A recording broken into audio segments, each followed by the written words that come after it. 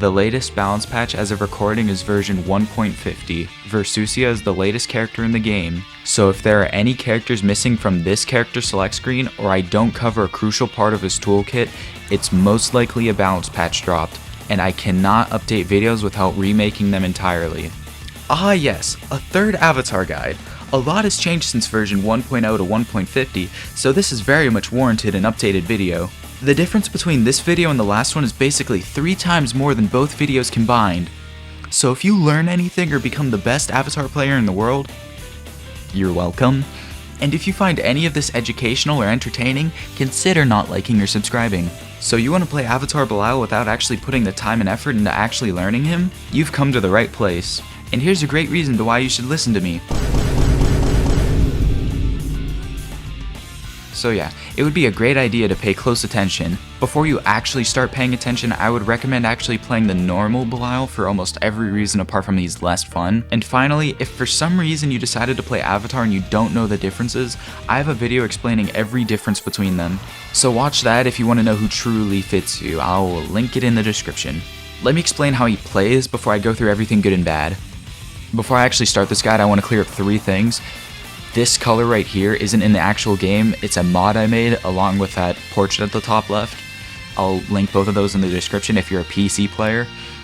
And I will use this stage for the entirety of this guide, and also it's like the closest thing we have to a training mode stage, which you can unlock this by completing story mode.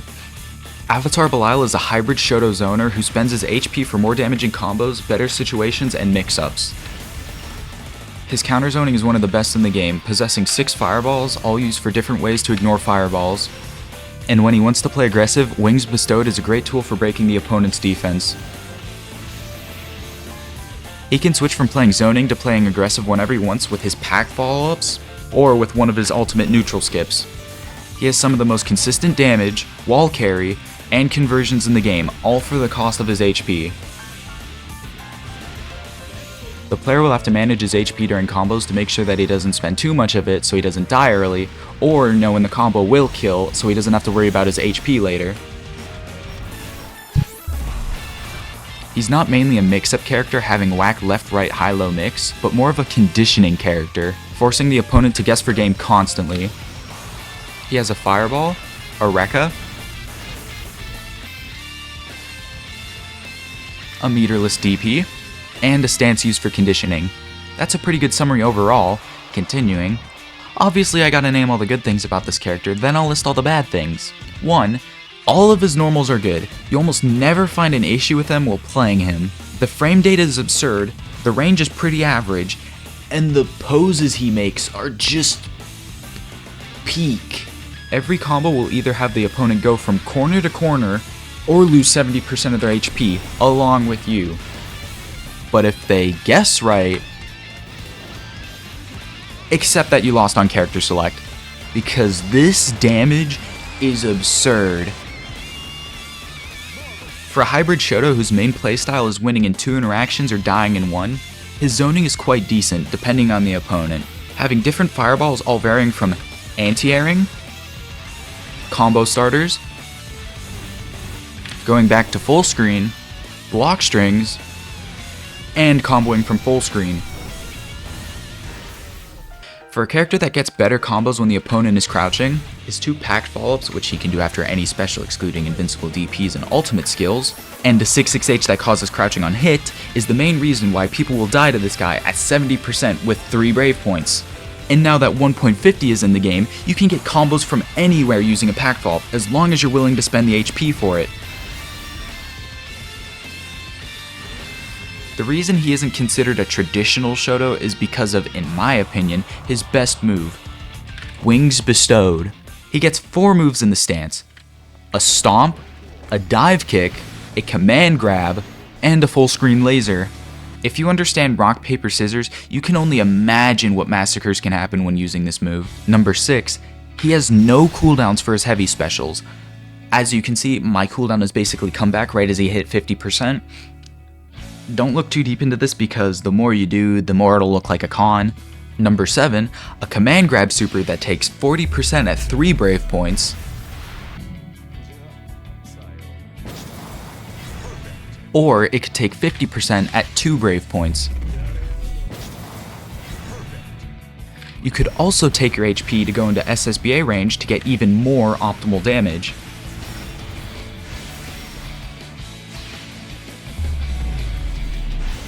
Now that's all the good things, it's time to name all the bad things about this character.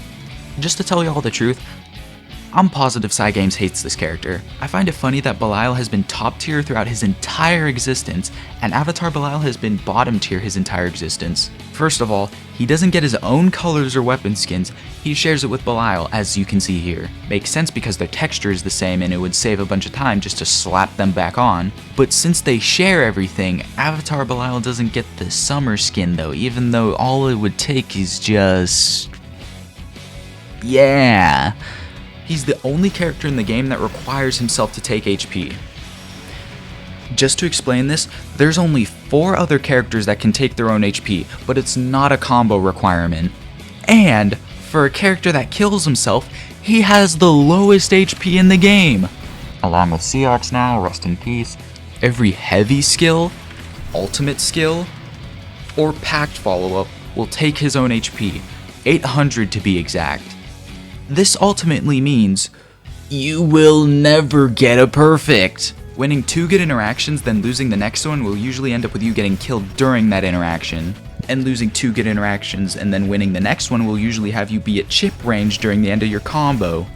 Number 5, call this a pro, call it a con, but you need a huge mental library to make sure that you can kill the opponent.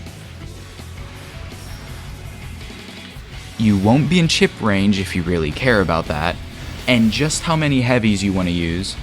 But you don't really need to know all that at low ranks because thanks to 1.5, you don't need to worry about how much damage you take, as long as it kills. Number 6, another pro or con, but you need a really good reaction time just to get conversions off of any stray hit that the opponent might get hit by where they end up crouching. Number 7, his zoning can usually be ignored if you're good at reacting to which fireball is which by just crouching, spot dodging, or just outspacing all of them. Now that I'm done with all the pros and cons, we can begin. I'm going to start with every normal use explaining what they do and what they're used for, specials, supers, and then I'll explain more of his game plan outside of just his moves. And for this section, I'm going to bring out the frame meter. I will also link this in the description. Close Light is used as your fastest move, tied with 2L at 5 frames. And if you didn't know, the green part is the startup, so it doesn't come out frame 4, the red part is when it comes out. It's a combo starter which can be linked into close heavy on hit. It can be used as a cross-up anti-air point blank. It can be used for many combo setups. And is the triple attack you should use when you want to continue combos that use 8U. It's used to safe jab every single invincible reversal that isn't an ultimate DP. It's used to make gapless block strings and frame traps. And a personal use, intentionally whiffing Close Light so they think I started a block string and then end up throwing them, which they intended to do a Brave counter. 2L is your furthest frame 5 move, mainly used to link into far L when you're not close enough to get close medium in your combos. And it could be used to punish specifically frame 5 moves where Close Light wouldn't have been close enough to hit. If you're not confident in getting close medium after a far hit 6-6L, 2L into 5L could be a lot easier to hit. But if you space the 6-6L too far, the 5L might whiff. So what you want to do is either just far L into 2-1-4 or do that into Raging Strike if you really need that damage. The reason I say you want to link 2L into 5L is so that you can get 2-1-4H as a combo. Because if you were to 2L into 2-1-4H, it wouldn't combo. And as you can see here, his 5L is 5 frames more plus on hit. 2L can also be used for HP saving combos. Far L is a pretty good poke mainly used to confirm into 2-1-4L. It hits every single crouching opponent despite how it looks. It combos into all the important special moves. And is +1 on block. This move can just be used with the mindset that it's a slightly slower, a lot better version of 2L. For reference later, if you don't delay your 8U during crouching combos, this is the move you'll end up doing when you know you messed it up because you're not close enough to get close light. And since far light comes out 1 frame later than 2L and close light, it won't combo on +5 moves. If they get counter hit by a far light, you can link far medium into it.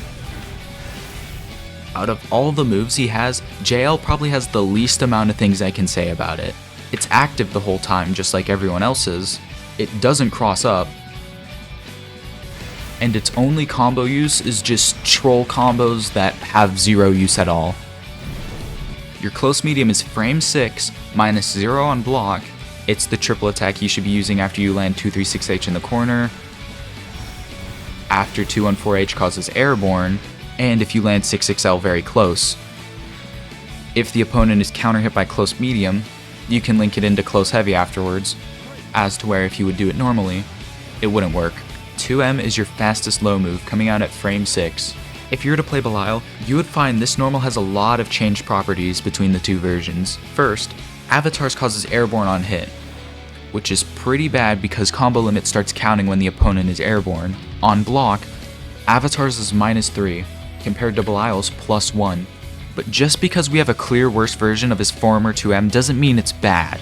First of all, Avatar's 2M comes out 1 frame faster than Belial's, coming out at frame 5 compared to his frame 6. On 2M counter hit, we can get 214M, which is more optimal than 214L. And if we run up 2M, we can get this sick combo, which for no HP taken is very good. If you were to land this on Vasaraga or Lediva, you would notice that, what the freak? If you were to land this on Vasaraga or Lediva, you would notice that majority of the time, your close heavy would turn into far heavy. You can hit this on them, but you would have to run up for a very long period of time. But just to guarantee the combo, you can just do this, which is just slightly less optimal than the other version. If you're not sure whether to do far medium after 6XL, far light after 6XL, or close medium after 6XL, 2M is the most consistent starter no matter the range. The only downside is that it causes airborne, but if you know the combo will kill, it's the most consistent. And another thing y'all definitely don't care about, his 2M cannot be linked into other moves unlike Belial and airborne combos. Not a big deal at all though. His far medium is a great button. Compared to Belial's, the first hit of his far medium comes out 1 frame earlier than ours, but our far medium slightly advances, which means we'll usually get the first hit of our far medium more than his. This move is for spacing out the opponent during specific grounded combos, usually the move that would rob the opponent and steal 50% of their HP. A better way to continue air combos, I will elaborate on that in a bit. Even though his far medium is active frame 7, if you 6XL at the pure tip, it will be plus enough to get a far medium. And since his far medium has 2 hits, if the first hit clashes with a move, just let the second hit rock. It will be anything but an invincible reversal. JM should be your most used aerial. It's his only aerial that crosses up, it's his furthest reaching aerial horizontally. He hits the hardest pose for any aerial in any fighting game. Onto his heavy normals, his close heavy is his second best combo starter. Close heavy is used to punish invincible reversals and not minus enough to get a 6/6H.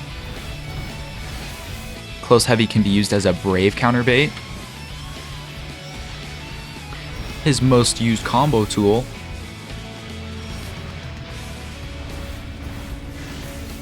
and sometimes an anti-air.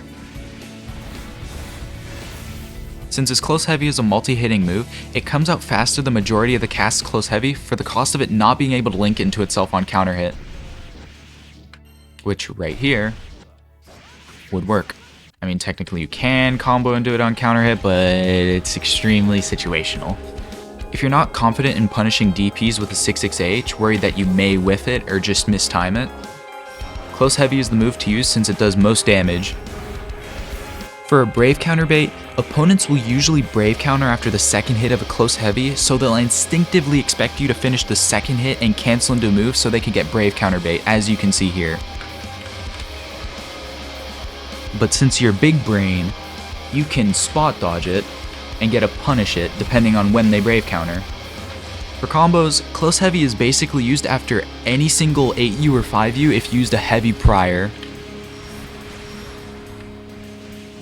The only way you can't get close heavy after doing a 5U prior is if you do 236H grounded, but I wouldn't expect any of you to do that.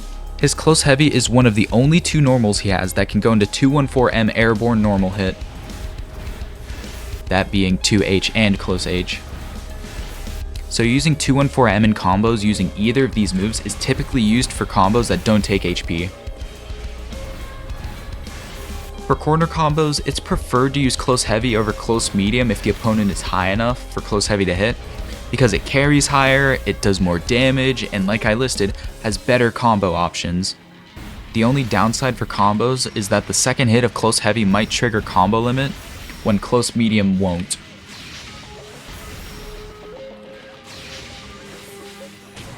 As shown right here. His 2H is his obvious anti-air. Comparing it to the whole cast, this is one of the good ones, just not for vertical height. You'd have to be a super privileged character to have one of those. 2H isn't used in combos often, but when they do, it's for an SSBA combo,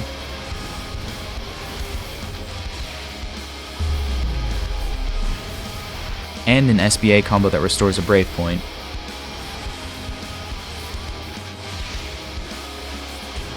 For its hitbox, it crosses up quite far, and it can be used for a goofy frame trap.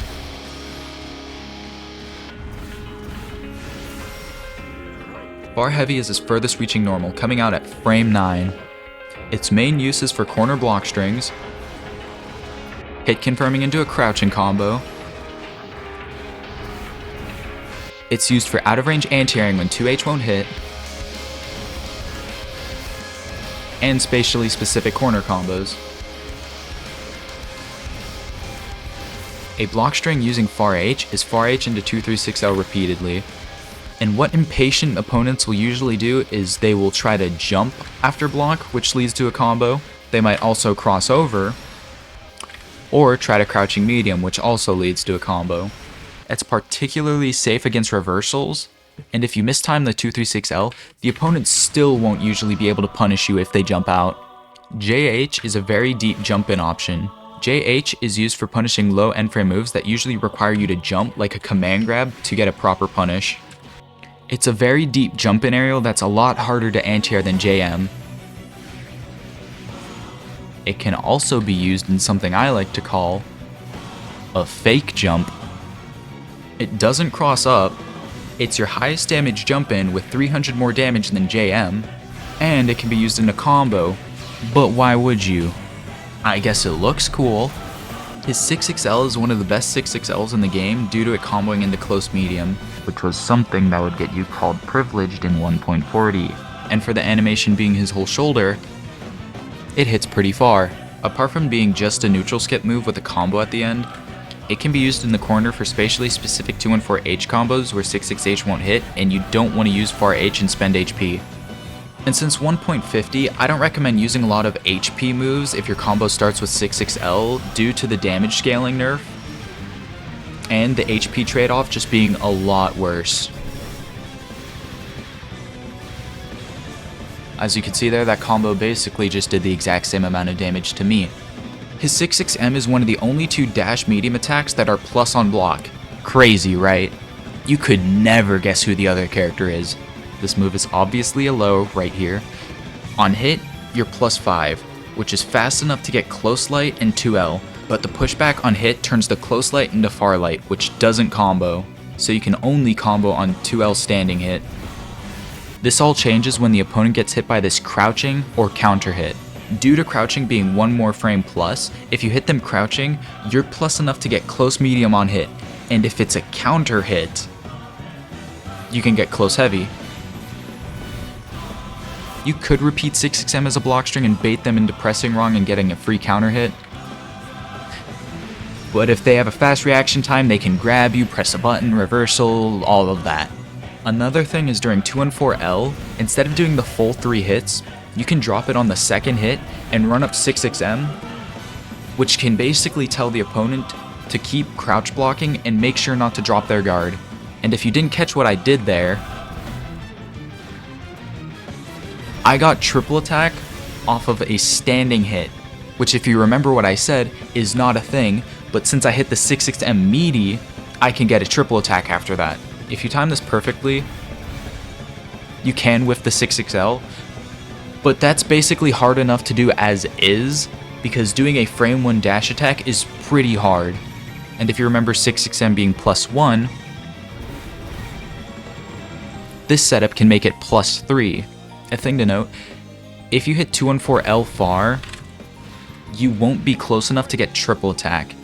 So usually the best way to set this up is after a triple attack. His 66H is my favorite move in the entire game.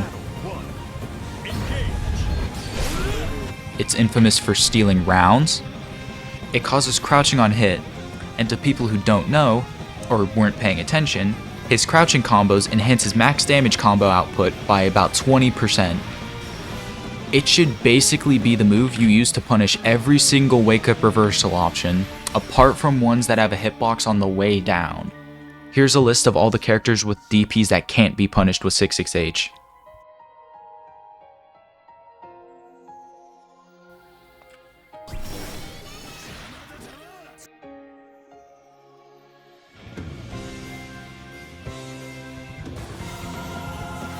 Why is this the least minus super in the game? -7? That's not even enough for a close heavy.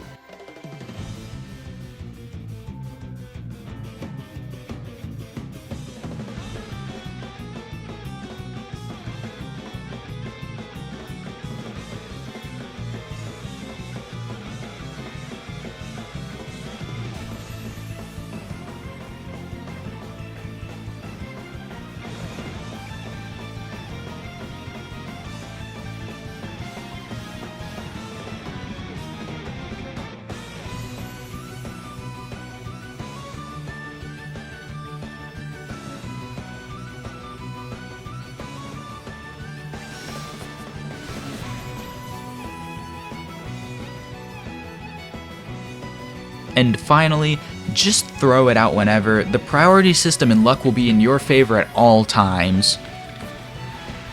Okay, apart from the whole crouching starter, it can be used to extend spatially specific combos where you won't exactly be at the corner from a 214H, and 66H is the best move to use. It's also the spatially specific dash attack where you want to save HP. If they were to block this, pray that you didn't and you actually hit it at the tip, because it's a lot harder to punish otherwise. Onto his U normals, also 66U when. Call this a special, called a normal that does chip damage. His 5U is a full screen chargeable laser that's used as a zoning tool, a spot dodge bait, a combo move. It sadly can be crouched and can be air blocked. And if you were to know how his special moves work prior, this move cannot be followed up with 5U or 8U packed, unlike his other moves. So this really is a normal that does chip damage. It's a good idea to use the normal version a few times for zoning, then switch to the charge version if they've been spot dodging it, because if they do, you basically just lost the game. If you're upset that you couldn't link close heavy into close heavy on counter hit, there's basically a solution for this. If you notice that the first hit of your close heavy counter hits,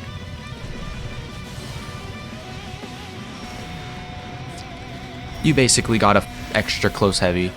And since I mentioned that his 5U only hits standing, this won't work against crouching opponents. You might think when his charge 5U causes airborne, that might be a bad thing because it causes airborne, but it really isn't for the fact that he just neutral skips with it, which is what you should be using this for. For airborne combos, it's used in this in-game combo trial.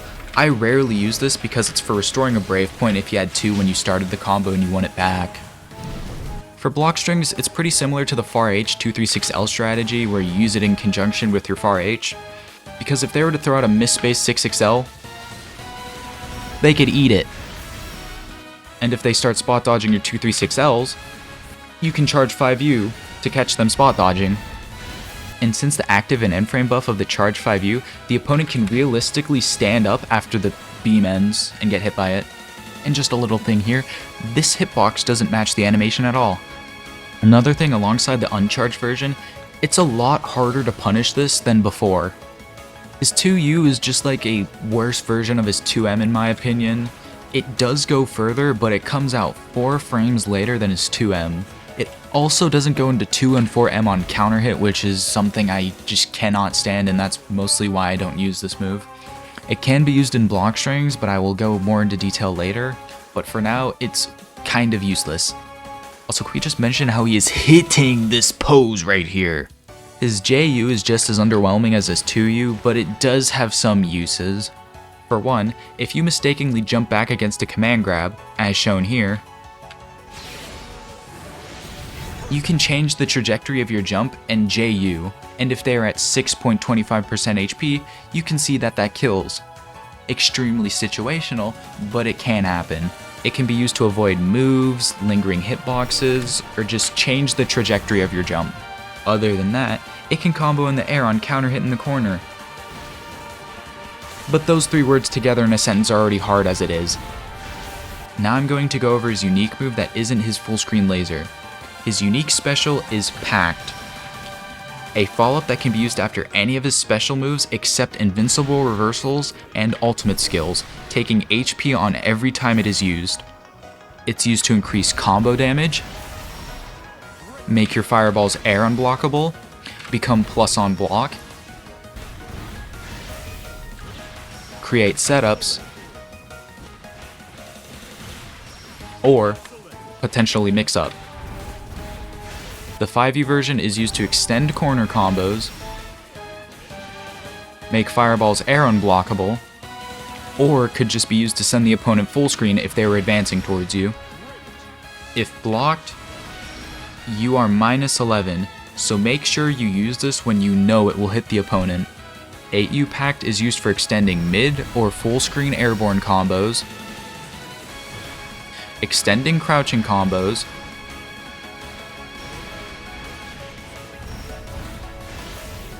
creating setups, or becoming plus on moves that would leave you minus. And since the 1.50 update, using any compatible heavy special into 5U or 8U will cause the opponent to wall bounce for 5U, which can extend your combos, or ground bounce for 8U, extending your combos. 5U Pact does more damage for the fact that it only combos if the opponent hits the wall. Compared to 8U, it does about 500 less damage. And also, knowing where you are on the stage can be crucial for getting optimal damage.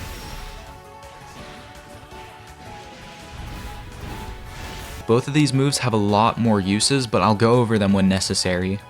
Moving on to his specials, 236L or Light Rejected Truth is a low-reaching multi-hitting fireball that's a mid.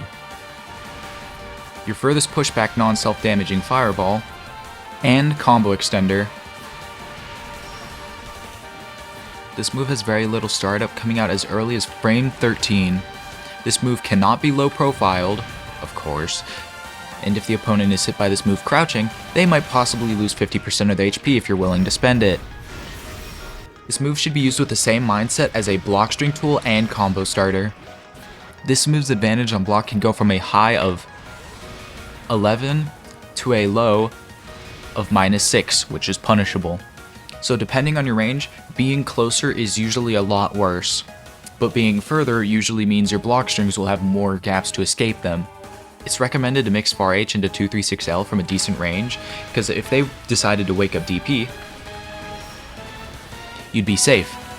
And if they think there's a big enough gap to do a normal between the Far Heavy and the 236L, you could get rewarded for it, and depending on your range,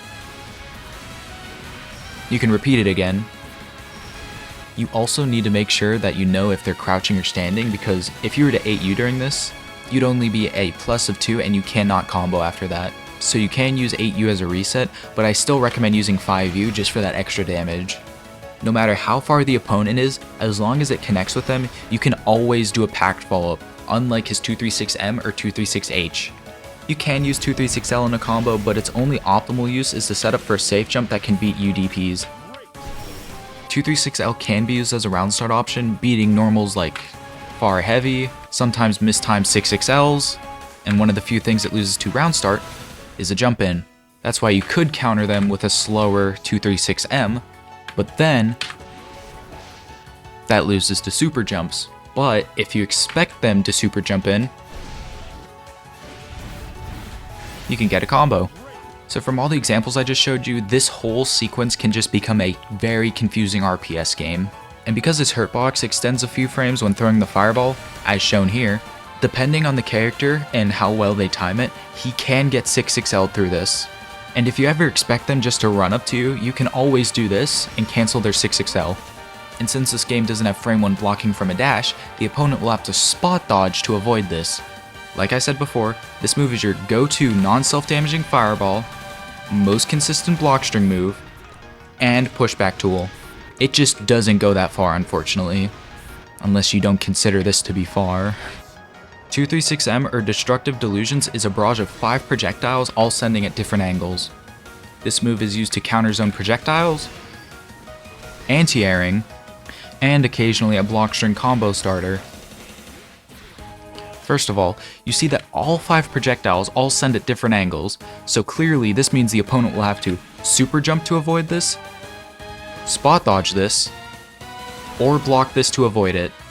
This is why I recommend mixing up the light and medium versions in case they start jumping over the light version, as to where if I were to mix it up here, I could get a punish off of it. Comparing the light version to the medium version, throwing the light version round start could possibly be more riskier than the medium version, even though the light version does come out faster. This is because when using the light version, his hurtbox extends a lot more than using the medium version. This doesn't mean much because his hurtbox is only extended for like 1 frame, but it is nice to know. One of the hardest things I struggle with as an Avatar player is choosing when to 5U and when to not 5U. If they were to super jump and block the highest projectile, that's an easy 5U right there. But let's say they air block one of the lowest ones. What would you do here? On one hand, you can decide to 5U and have a 60% chance that they'll hit the ground and then they'll block it and you'll end up being -11 and get close heavied and died. Or on the other hand, you will have a somewhat 40% chance to 5U them and successfully hit them for about 7, 6, 8% of their HP. If you decided to 5U here, you'd be correct. If you just so happen to mistime this at all, this could just be a lot risky, and the risk reward to using this move is just sometimes not worth it, depending if it could cost you the game if you mess this up. You could just become one of those players that just doesn't 5U after that, and that's completely fine. But me, I'm one of those players that use 5U. Since his fireball has 5 projectiles, it'll usually delete the opponent's fireball if it clashes, depending on the size, height, and priority of the fireball, and one of Avatar's projectiles will usually sneak through and hit the opponent. This fireball is one of the 2 fireballs that cannot be packed follow-up if it hits from full screen, as you can see here. This is the fireball that's most likely to not allow you to do a packed because of how far you can be, which is just a backdash from round start range. Because if I were to step a bit closer, you could see I could actually packed follow up. For crouching combos, every player always uses 236L, but for whatever reason, if you want less corner carry, 236M is the move to use. The damage difference between each fireball for crouching combos does not change between versions, both doing 3480. The damage does, however, change when they're standing, but you shouldn't really be using 236M for standing combos because you have 214L right here that does a lot more damage. For zoning, if your opponent isn't close enough to get hit by your light fireball or is crouching your 5U, this move is the one you should be using. If the medium fireball is spot dodged, you'll have a longer cooldown than usual, so use this sparingly. A good zoning combination is 236M into 5U, because they'll usually try to approach after blocking a fireball, then get hit by a pretty fast 5U. This fireball doesn't have good pushback on block, but it is the fireball that will be hitting the most. For block strings, this move does have more startup frames than 236L, but it's a lot faster since 1.50. Something you can condition the opponent to do is jump in. If you space your fireballs from here, they will usually try to jump in, and then this is the part where you can use medium fireball and possibly kill them for it, because they clearly see the gap and they clearly see a very big opportunity to jump in, but what you see is a way to beat them. Since I said that 236M has a lot more startup frames, it's a lot harder to hit confirm crouching combos using this. As you can see there, it did not combo. 236H, or Heavy Rejected Truth, is your grounded corner combo extender, the Jack of Pushback, or a bad player zoning tool. You can see what I mean. Well, if you were to ever try to zone someone with this, and you were to press 5U or 8U right as you saw it, too bad, you can't. You have to buffer the 5U input in hopes that they don't block it and get hit by it. If you don't press 5U, he'll put his hand down. Crazy, I know. But if you buffer the 236H with a packed follow-up, he won't put it down and then he'll teleport. And since 236H doesn't cause airborne, which is a good thing, his 8U does not ground bounce because they are still grounded. Since 1.50, you can just stop using your brain and 8U after every single 214H and just take them to the corner free of charge.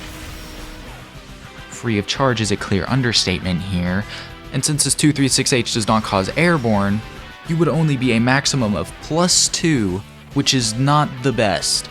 And since you're at this range, you're most likely to run up, and if you keep doing that, the opponent could just press 5L, and it'll usually just end up with them winning if they guess right. But then if you press close heavy, you'll get a counter hit, yada yada yada. You could always use this as an SSBA combo reset if they were expecting to get taken off the ground during this. But let's say you don't want to spend 50% of your HP for a corner carry combo that does 40% damage to them.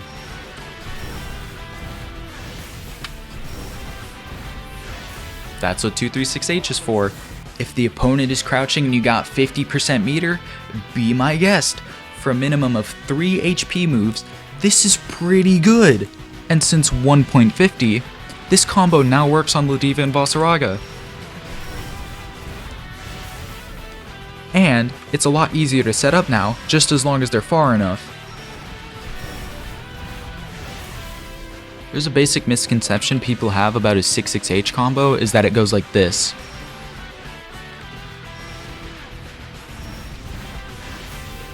But if you were to instead do a double attack, you can get triple attack, which is a lot better.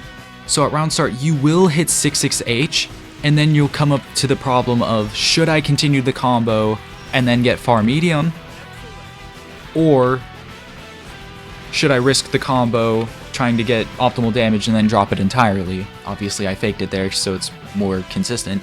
I would just recommend that you could just instead of doing quarter circle forward, you could just do quarter circle back. What I'll see some Avatar players do is that on counter hit moves, they will do the double attack here so they don't get far medium. But what I see there is something completely unnecessary. You will almost always be able to get the triple attack in the corner due to the pushback being a lot less on counter hit. You'll never have to worry about getting double attack unless you just intentionally just keep adding more unnecessary moves to the combo. 236H is also used as an aerial combo tool, usually used for setups like I use here. But I will go more into detail when I actually get to that special. 236U or Ultimate Destructive Delusions is your reaction check fireball. It's your full screen combo starter. And a combo tool. Its main use is to check the opponent doing any sort of animation from full screen. This can be air blocked, and if you somehow retained everything I said, you would remember that his ultimate skills cannot be followed up with 5U or 8U. So you would just have to let them hold that. Combining 236U with 214U full screen can end with the opponent losing 50% of their HP.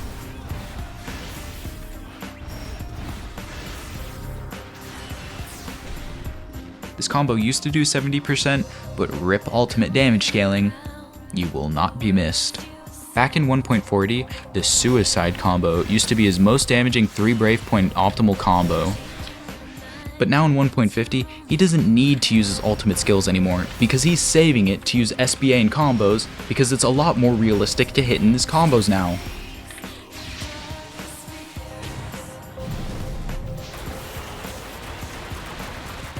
Finally, onto his back specials. 214L or Light Carnal Passion is a 3-hit Rekka. It does become more unsafe on block the more hits are thrown out. This move is used as your most consistent, second furthest carrying, and second most non-self-damaging combo ender, a normal hit crouch combo extender, a safe block string ender, a grounded setup tool, and a poor man's mix-up tool. On the first hit, it keeps them on the ground, but the second and third hit causes airborne. And here's showing the third hit causing airborne. Combo limit only counts on the first hit, so not using the second or third hit is useless. I'm going to show the same combo just to prove that combo limit still counts the same.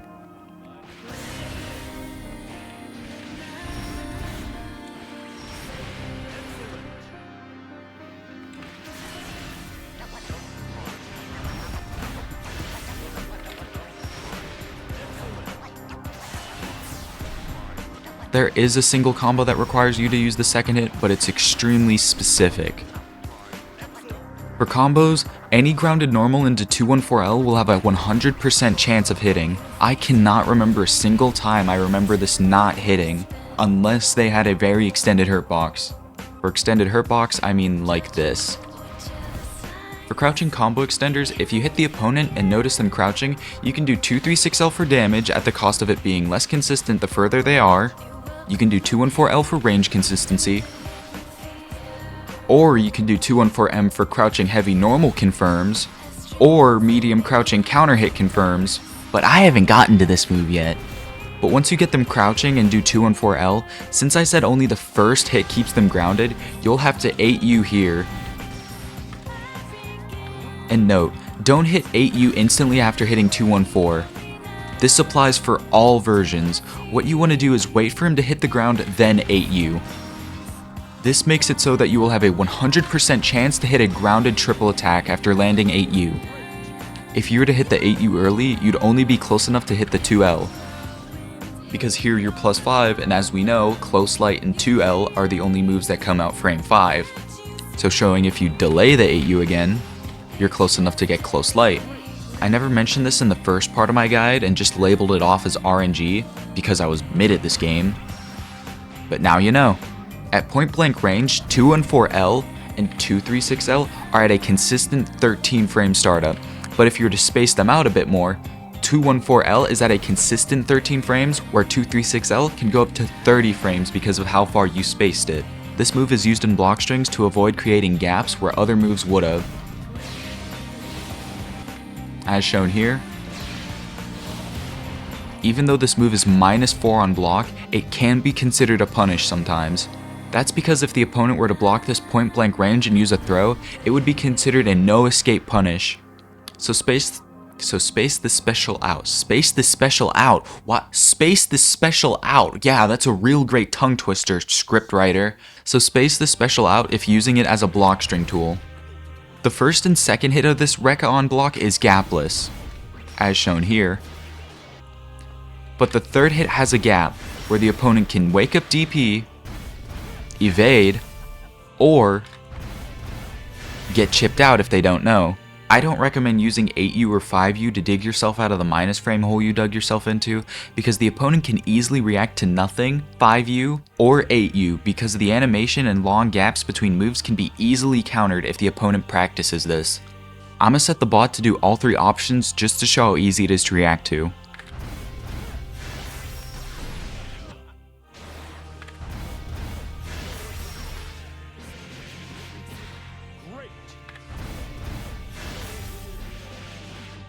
As shown right here. You can finish the Rekka on the second hit and end with a 6xM. What this does is forces the opponent to not let their guard down and keep crouch blocking. The 66M can whiff, but it's pretty hard to, since doing a frame 1 dash into a dash attack is hard as it is. If they do block the 66M, you can make it +3 and you are close enough to get a close heavy.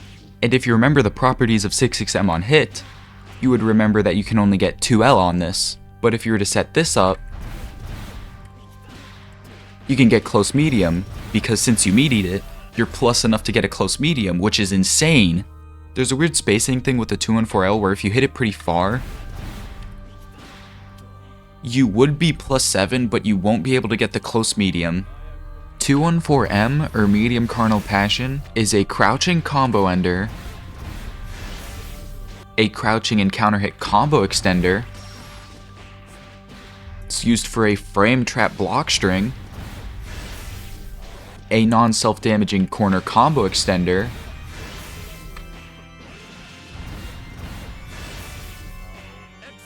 and setup tool. This move is similar to the light version, which means it also has all the things I listed bad about the light version, like it could be grabbed point blank, the second and third hit has a gap, and it's more minus the more hits are used. The thing that differentiates the light version from the medium version is that the medium version has 7 more frames of startup, it goes further, it does more damage, and it has better aerial combo potential. As a counter hit confirm special, if any medium or heavy counter hits them, you can finish the combo with a 214M, which 214L wouldn't have had that damage, and since the combo isn't long, you can 5U for that extra bit of damage. For crouching extensions, the same rule applies for the medium version, but for this, it'll only combo depending if it's a crouch heavy or counter hit medium. And you have to delay the 8U so you can always get a triple attack.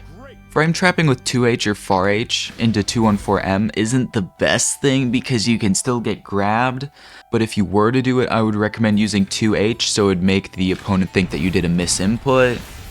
And remember that since it's a frame trap, it'll lose to invincible reversals. For aerial combo extensions, 214M can be comboed off of close heavy and 2H normal hit. 214M can be comboed off of anything if it's a counter hit starter, but you can usually get better combos using other moves. 214H is the self-damaging and damaging Carnal Passion. It comes out 3 frames slower than the light version, meaning the only move it can't combo off of is 2L. This move is used for combo extensions. It's used for specific Raging Strike, Raging Chain combos. And it's the best way to access ground bounce and wall bounce packed follow-ups.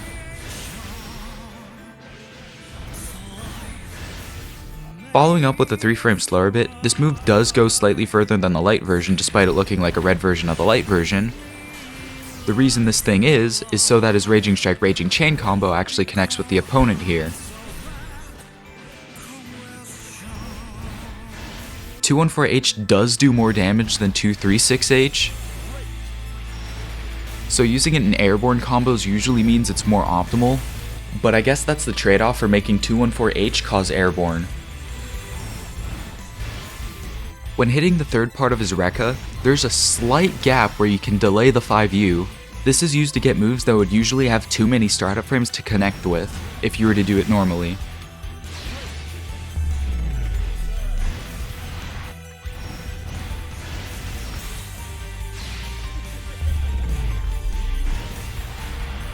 Pretty unoptimal example, but there I'm showing a pretty good one. It's used to get optimal combos.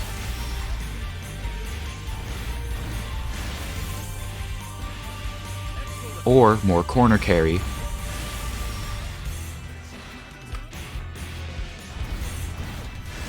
If you were to delay the 8U, it doesn't make a huge difference, but you can still use it nonetheless.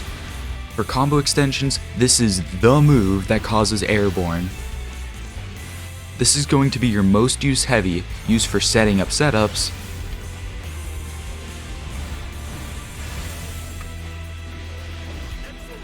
optimal damage, and anything that involves a combo more than 5 hits.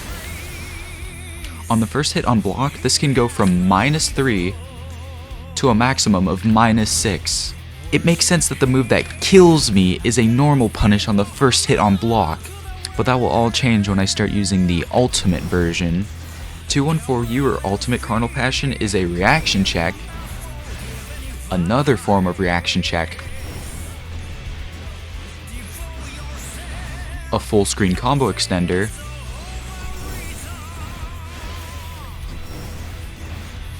and a neutral skip block string tool. This move's main use is the neutral skip, and if the opponent spot dodges, if they jump, or if they block, or just get hit, they're all losing in one way or another. The only counter to stop him from neutral skipping is a reversal or a well-timed button, which if mistimed, can lead to their death. Since this move is so fast, they'll almost always try to spot dodge it, which can lead to a close heavy, because they'll be trying to spot dodge all your zoning tools that you've been throwing out. And no matter how much you say to yourself that I will not spot dodge this move, you'll eventually do it. Even I do it! As a full screen combo extender, it can be used like this. It can be used as a corner carry setup that doesn't take so much of your HP. You can also 214M off of a counter hit 236M, but it doesn't really happen that often because what you'll usually do is just 5U after this. If the opponent were to block this, you and them would be basically doing the exact same amount of damage, you'll be +2, and you'll be at the perfect distance to do a close heavy, which being +2 beats your fastest button. The only option that can beat this on block is an invincible reversal. This could be used as a way to neutral skip through a fireball and get a punish off the opponent, or to check any opponent doing like a charge animation that would give them a stock or something.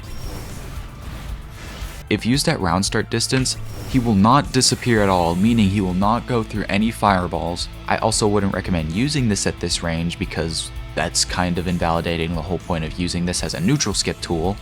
So instead of just a point blank neutral skip tool, this is more of a way to switch from zoning to pure aggression. On to his DPs. 623L or Light Blind Devotion is your only non-invincible DP. It's used to cheat the priority system. It's used as a fake setup to get counter hit 5U. You can make it your most damaging DP because it's the only one you can follow up with 5U. It's used as a combo ender. Or it can be used as a setup tool.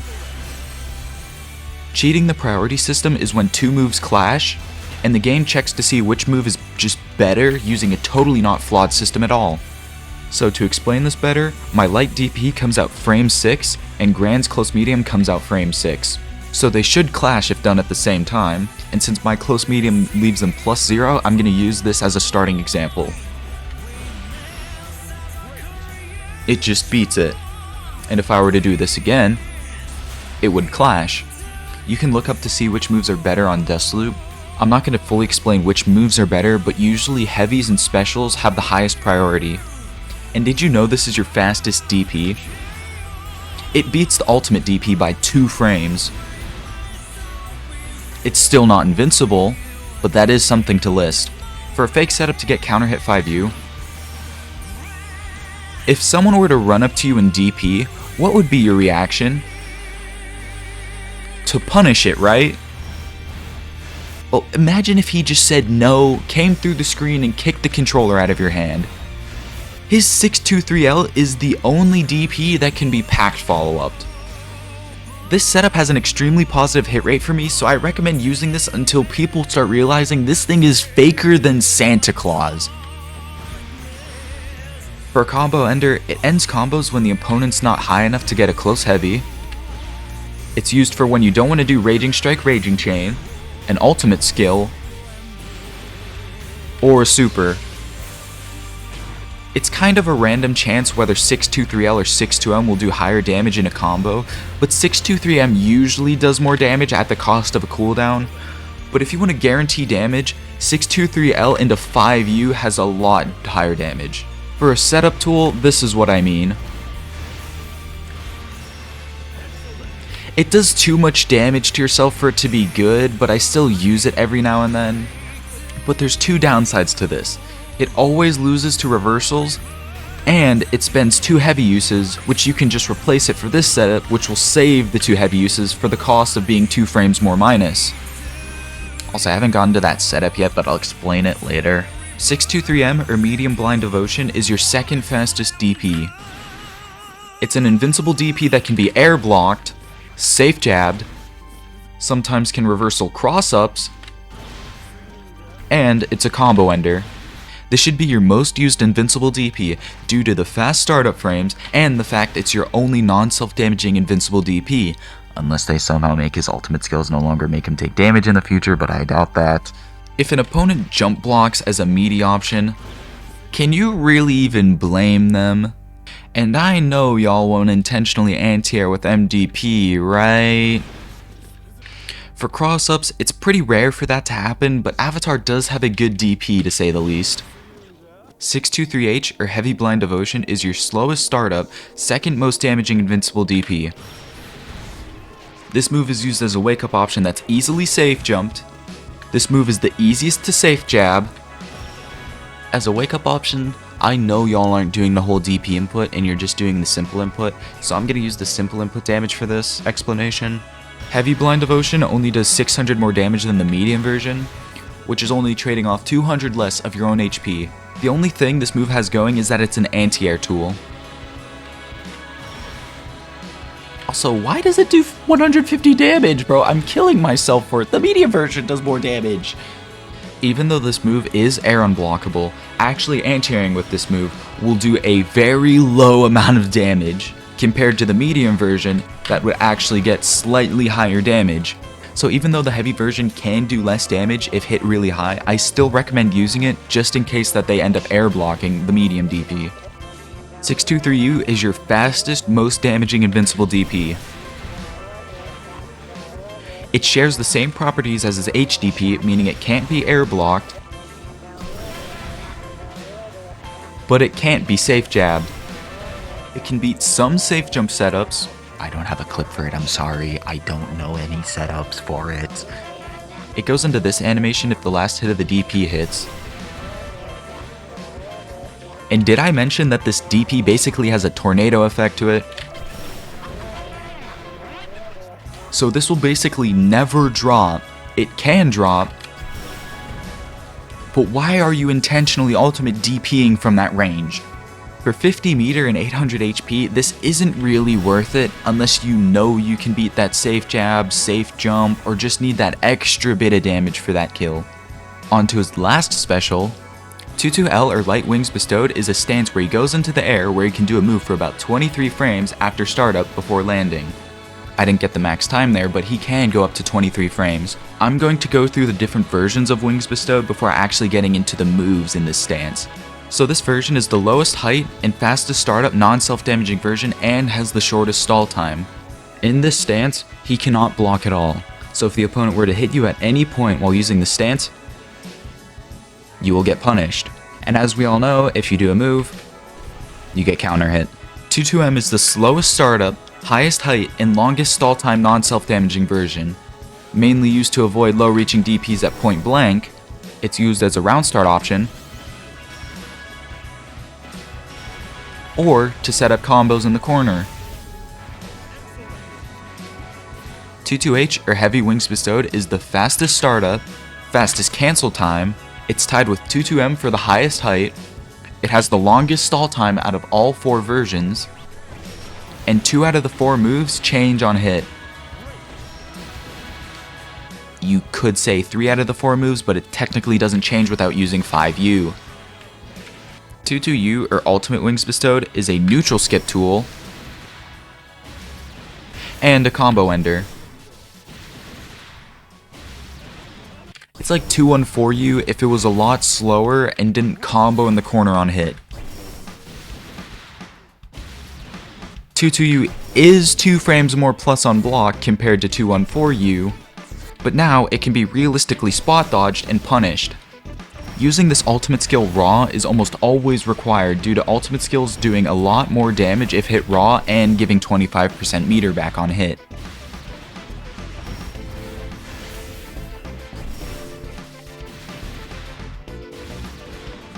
I lost out on 500 damage there when I cancelled it into 2-2U, and I didn't get 25 meter back.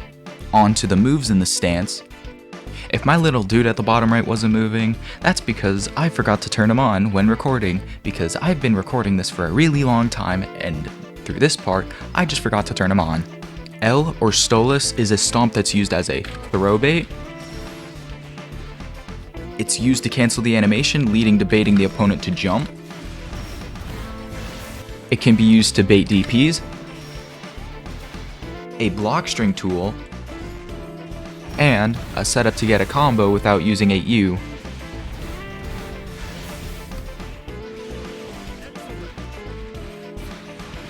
This is one of the moves that doesn't change its properties on hit for the heavy version.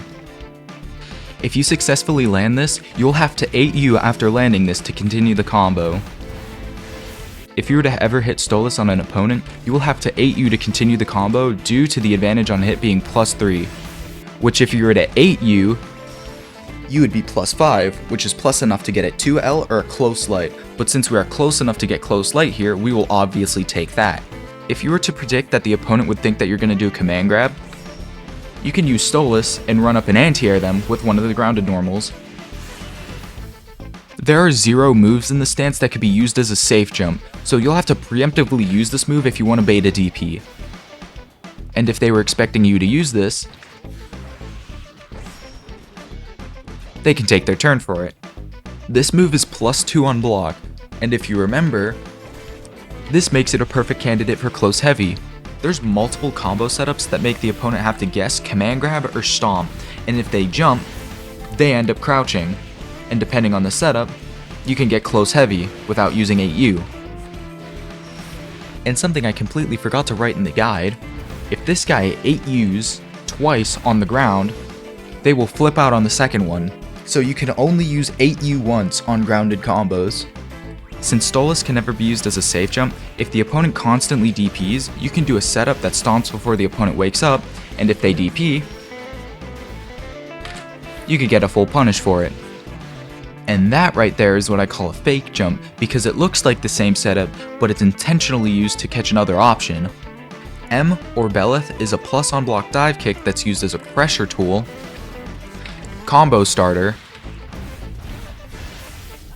it's used to avoid anti-airs, and it can be used to go right under the opponent and anti-air them. This move is a consistent +2 on block, which is perfect for a close heavy. If the opponent gets hit by this on the ground mid-screen, you can get this combo off of it. And since this combo uses 2L, it cannot combo into 214H. The only better combo you can get off this is a Raging Strike Raging Chain. And you might think that you'll be able to get close medium on counter hit, but you won't. If they were to get hit by this in the corner, you can get a way better combo. But if they were to get hit in the air with this, you get nothing. This move is air blockable. This move can be followed up with 5U or 8U, but you're already a consistent +2 and you're just making a bunch of gaps for no reason. If you were to try to 5U an air blocking opponent with Beleth, delete the game. To avoid anti-airs, let's say you use Wings Bestowed Round Start. You could get anti-aired. You could also use Stolas, but just for a safe option, Beleth, because it puts you back to full screen, you don't run the risk of actually getting hit, and this does work just a lot better on the medium and heavy version because of your height. If the opponent Brave counters at the right time, it'll cause a Brave counter hit, which will cause a hard knockdown for you, but you got their Brave point. To do an anti-air, if you do the heavy version and they think you'll command grab, you can use Beleth and right as they land, 2H and get a combo. This is pretty risky if they just decide to block it or DP, because you're going to lose HP regardless. On the heavy version on hit, you're plus enough to get medium triple attack from anywhere. It doesn't make the combo any more optimal in the corner, but it does help with non-self-damaging combos and corner carry. H or Barbados is a command grab that does a lot of damage for having 4 other moves to condition you with. It's used as a command grab. That's it. It's reactable if you look for his hand flash, but if you breathe and don't mash DP on wake up and jump back on red, you can react to any fake jumper command grab setup he has. For a command grab, it sometimes can't even be punished if the opponent jumps it. Unless you're privileged. The heavy version raw allows you to combo in the corner. But if you 8U, you can combo from anywhere. And if you were to 5U, you can get a higher damage corner combo. This is why people usually jump when they see red, because you can lose a maximum of 60% at full brave points.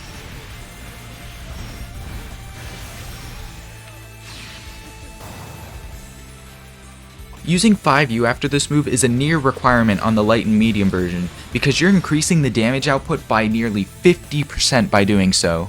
The only real downside for using 5U after command grab is that you're less plus on knockdown, and the opponent is slightly further. Which if you were to do this normally, you'd be plus 39, and they'd be slightly closer. Something I'd like to see more people do is instead of doing 5U instantly, is that they delay the 5U after the command grab. This only has an upside to it. The max range to kick is slightly outside of the effect after his kick. Maybe there's a 2-frame difference, but just getting that better corner carry is so good.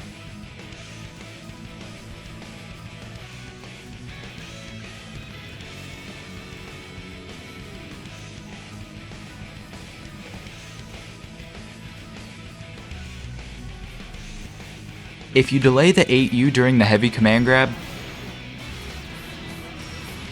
they will be too low to get close heavy if delayed long enough. So I wouldn't recommend using that because you are already using this for a corner carry. U or Habakkuk is his 5U at a different angle, but if charged, it covers nearly the whole screen. Unlike his standing version, it can be 5/8U cancelled. This move is used as an anti-air, a counter fireball tool, or it could be used as a combo starter if the 5U whiffs during counter hit. The uncharged version is used if the opponent throws a heavy fireball and 236M won't beat it, so avoiding a fireball with it is a good use for it.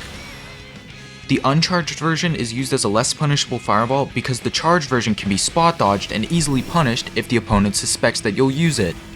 If the opponent jumps and blocks this move, you can 5U, which is going to be the main situation that will happen when using this move.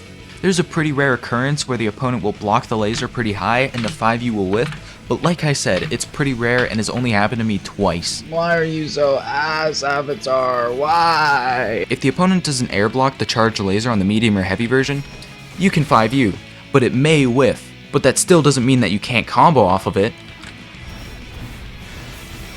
This happens because 5U doesn't have an extremely high hitbox. Call this intentional or not, I think it's more unintentional. If you don't have enough meter and want a neutral skip, Habakkuk into 8U is a great neutral skip tool. Obviously, any 8U in a block string can be anti-aired, so take this as you will. At least I could delay it.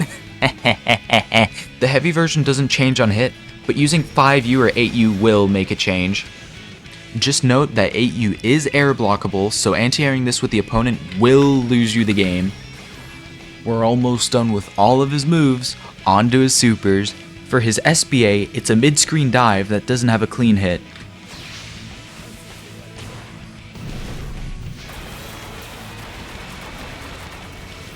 That's the furthest I could have hit it.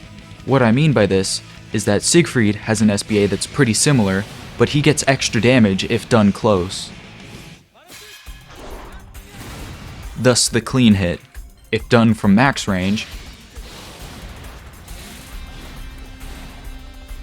he loses about 1,100 damage, where if Avatar were to hit this, he would get about average damage from the sour hit and the clean hit. So Avatar's SBA is basically the Lucina of the SBAs. His SBA comes out frame 15, so comparing the startups of both supers, his SBA is slower, so some combos might not work using SBA, compared to SSBA, which has 13 frames of startup. But if you were to compare them in airborne combos,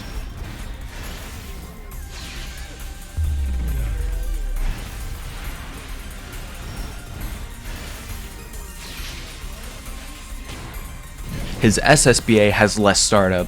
Pretty strange oddity, but that does happen, so some combos may not work using SBA in air combos. His SBA is one of the few that can be used in the air. It's almost like a better JU in my opinion.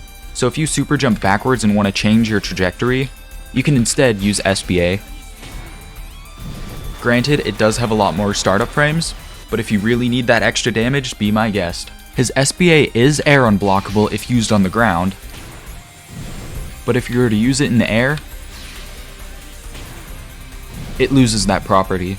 The only time I take advantage of his SBA being air unblockable is if the opponent expects me to do an SSBA and then I instead do an SBA. Granted, if they do nothing, they will end up blocking it and you'll look like an idiot, and this also completely avoids having to anti-air them on the way down if they have an air stall. Just don't do that whole SBA mind game on Anre because he ignores it. His SSBA, it's a command grab that comes out frame 13. He doesn't get any setups where he can do a block string into command grab instantly,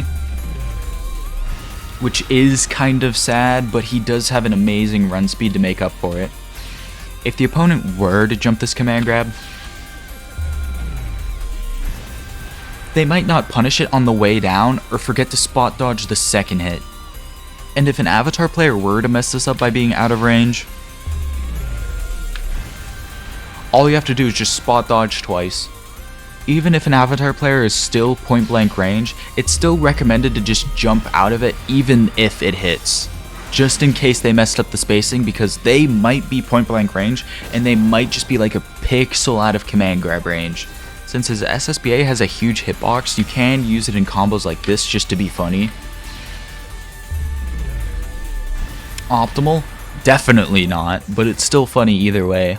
If you couldn't tell, this SSBA does have a clean hit, but its hitbox is so huge you'll almost never have to worry about it missing. It's just the fact that his SSBA hitbox is extremely small and can be whiffed if they just walk backwards. Back in the land of Granblue Fantasy Versus, if you ever saw the opponent charging something, you'd have to use your SSBA because you didn't have ultimate skills and your 5U wouldn't get that extra damage. For 30%, that's never worth it, but now we have ultimate skills, so you don't have to use it. I'll list all the setups for easy ways to land SSBA, but right now I'm just explaining the move right now. So right now this is just a command grab that takes 50% at 2 Brave points. Which, did I mention, is absolutely insane? Now that I finally listed all of his moves, I'm gonna go into block strings. To start this off, Avatar Bilal gets a safe jump that beats UDPs off of a normal throw. He can normal jump as an easy jump in, but if he does super jump, he's a lot closer.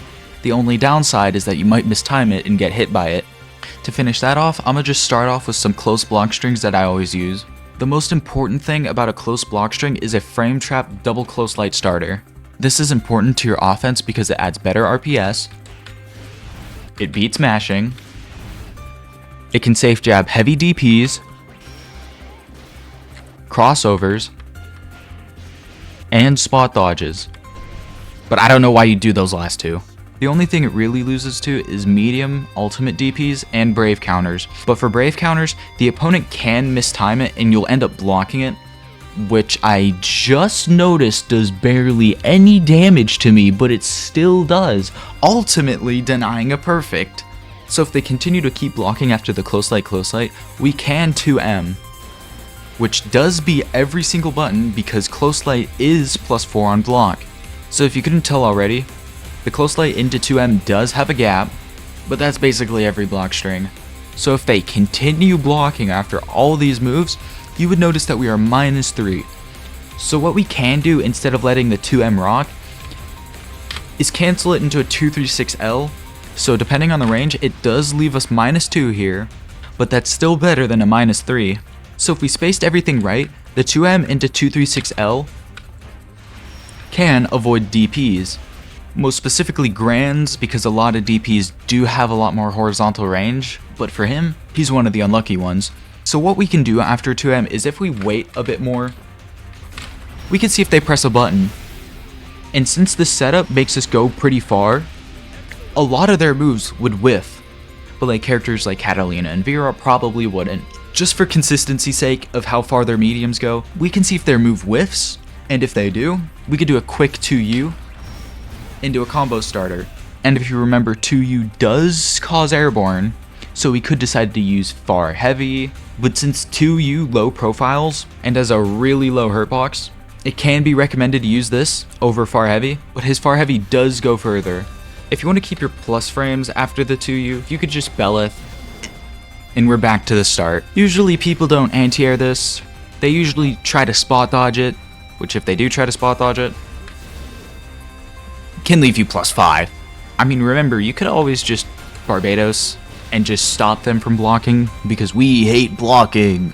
Now that's the most consistent block string. Now it's time to show you something real but really stupid looking. Looks stupid, right?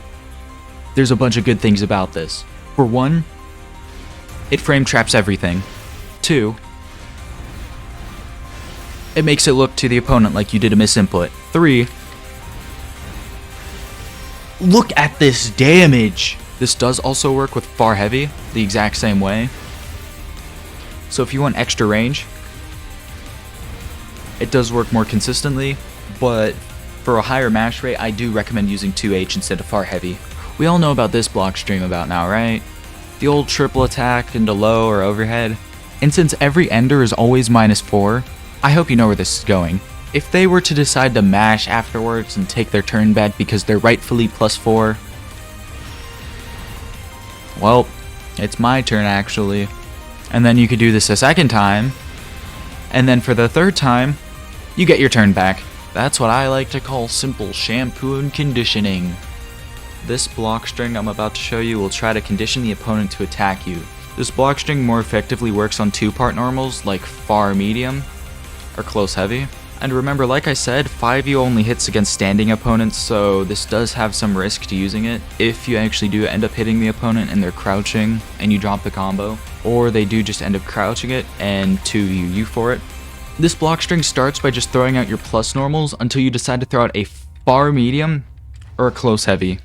So what you want to do after you land either of those is, before the second hit comes out, is cancel it into a 5U. This is a mind game to make the opponent think you're going to finish the second part, but instead cancel it into another move. This is why I recommend using 2-part normals, because even though 5U is plus on block, it does take a while to come out. Nearly half a second to be exact.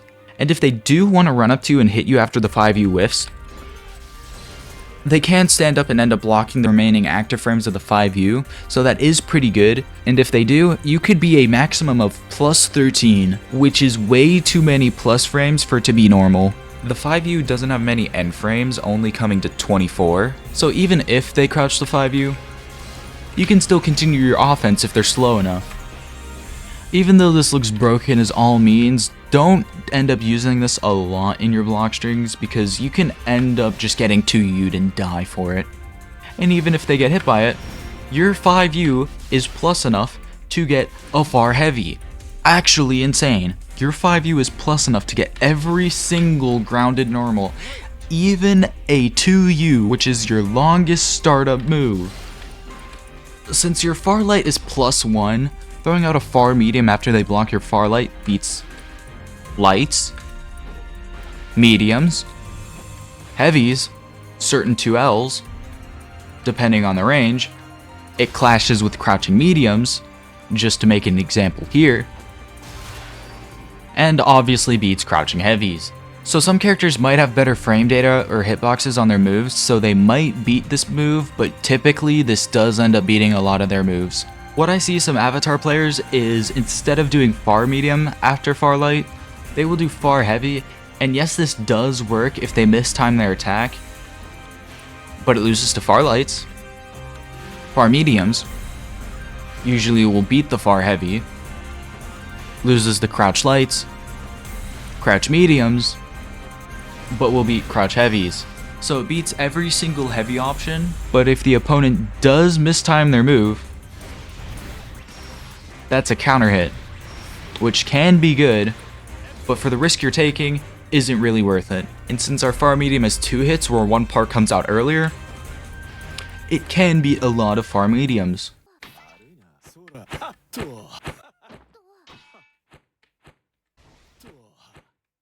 No, no. I heard that. I heard that. Stop.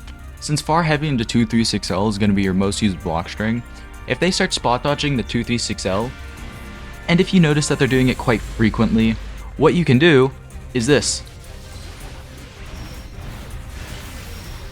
And if you do end up catching their spot dodge with a 5U that is charged, you could get a lot of reward for it. I don't think you could really catch their spot dodge with a 5U, but if you really end up catching anything with a 5U,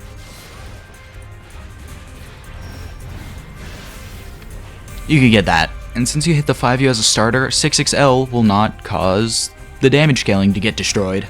And usually when you're using far heavy into 236L, you will most likely be +2, +3 even. So you could 6XL after it, but a lot of the times it could just lose to mash. But since everyone just plays defensive, if you just hit it at its tip and they do the right move, you can win. But usually what will happen is when you do it, they'll probably press too late by the time you actually finish your move. Since all of your projectiles basically go at the same speed, the opponent could just easily spot dodge all of these. But if you don't want to end up using 5U because you think that they might press a button early or they might crouch it, you could do this. There's a lot of other block strings, but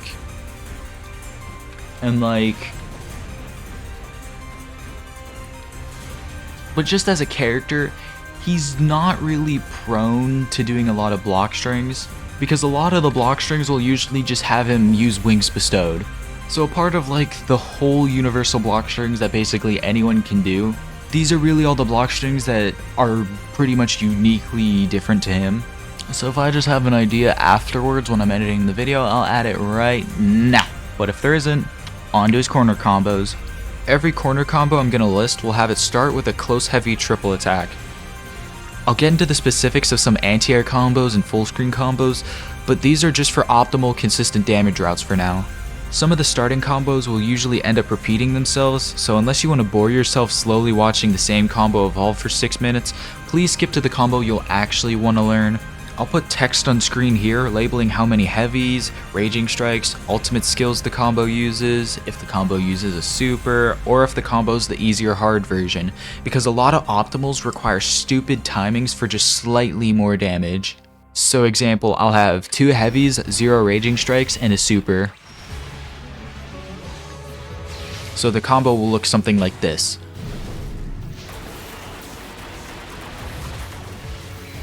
And just a reminder, or if you skip through the guide, during the second triple attack during his normal hit 6-6H combo, you're going to have to do a double attack instead, because if you do 2 triple attacks, the close medium triple attack will turn into a far medium and it'll just be less optimal. So right here, if you do a double attack, you can get a triple attack. And if you skip through the guide, if it's counter hit, you can always get a triple attack no matter the setup. Unless you just add moves to purposefully increase the pushback, but that's your own fault. And I'm not going to list any crouching combos because it'll usually just look like this. So if you want to add an extra heavy use to your combos and they're crouching, that's basically what you're supposed to do. For this segment, I won't speak unless there's something specific to say about the combo I must add. And if you somehow weren't looking to the left, my inputs are on the left, so if you can't understand any of this notation, you can just look at the left for help. Also, these are the optimal combos I found out, so if there somehow happens to be a more optimal combo, please let me know. I spent about 10 minutes looking for each optimal.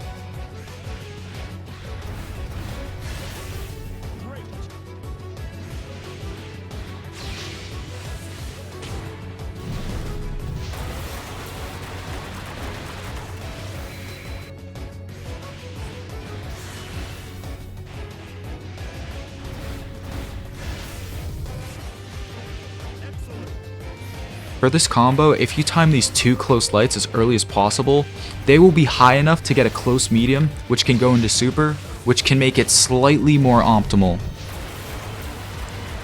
This does increase the difficulty of this combo, So if you know this combo will kill, I recommend using Close Light into super, but if you really need that damage, please do so. This is another combo that requires a Close Light into Close Light be perfectly timed so that you can continue the combo. Just make sure that you time the Close Lights just enough so that you don't accidentally double attack. The hard version of this combo only does 60 more damage, which is 1/10 of a Close Light in damage. So here's the easy version.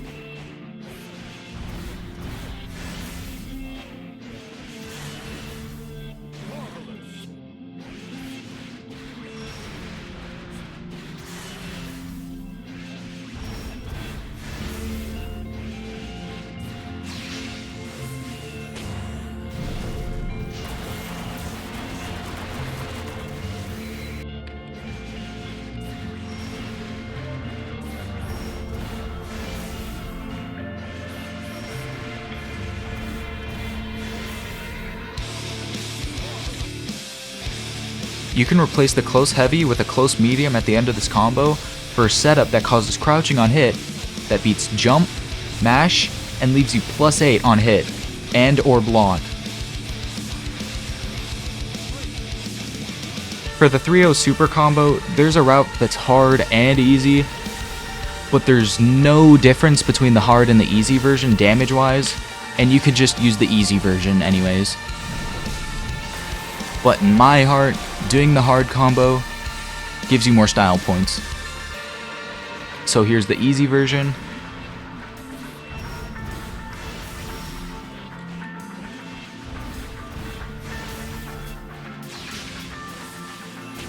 The difference being, you don't have to delay the 5U.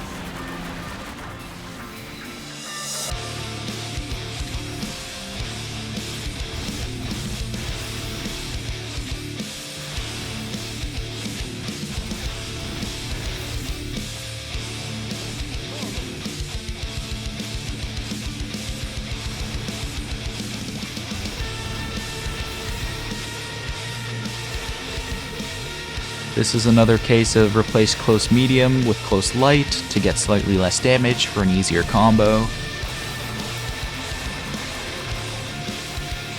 Here, I'm going to start using ultimates because technically it's a 25% meter cost for a lot more damage that you'll need.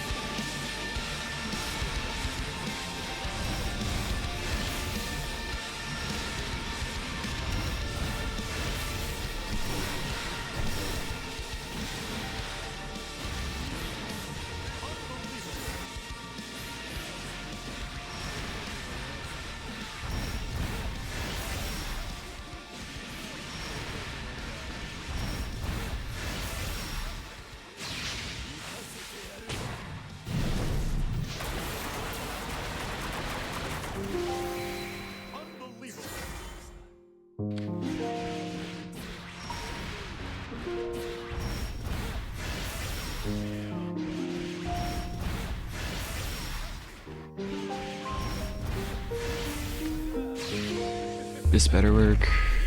Cool. Dada kokomade da.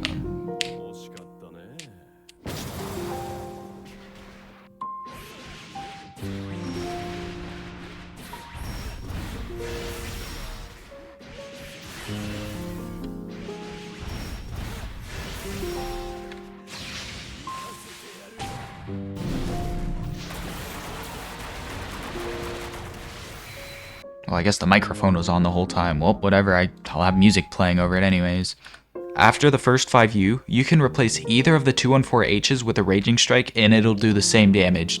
You can do the same combo, but if you prefer to do another way, be my guest. And now I will take you back to a land once forgotten. The Suicide Combo. Rest in peace, Optimalness.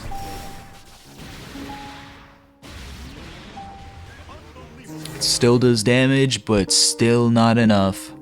If you ever hit an unblocked Raging Strike in the corner, this is what you do.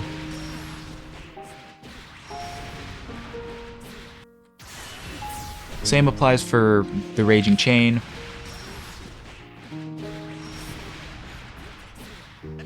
Yo, it's me from the future again. You can tell by the background.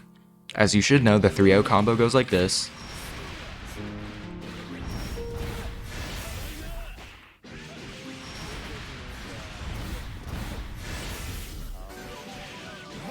$6,990 damage. There's another 3-0 combo that does the exact same amount of damage as this one, but you have to do some weird 2H delaying. As you can see, that does the exact same amount of damage. The only time that this can become more optimal than the first combo is if you do this.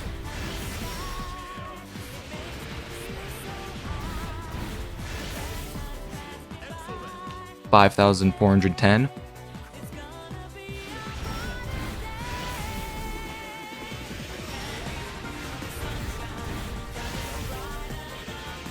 $5,240. There's there's not really that much of a difference, but I thought I might as well list that, knowing that there aren't really any far heavy starters.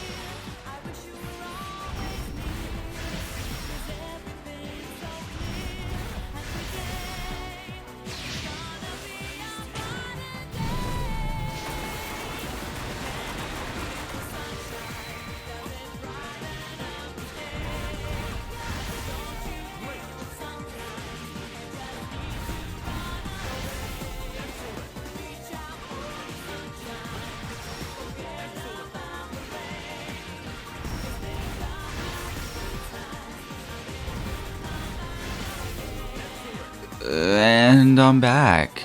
There's another combo that does the exact same amount of damage, but there's a downside to it, which is that when you use medium DP, it does have a cooldown, as shown there, to where if you were to use 214M, it would not have a cooldown.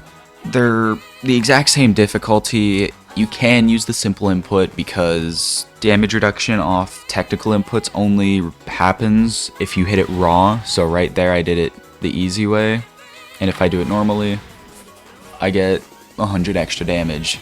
And since that was a cancel from a triple attack, it does the exact same amount of damage either way.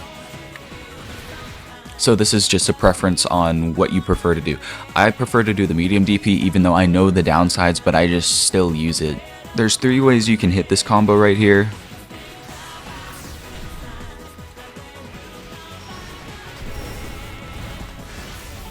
Which is by doing nothing. If they're a bit closer,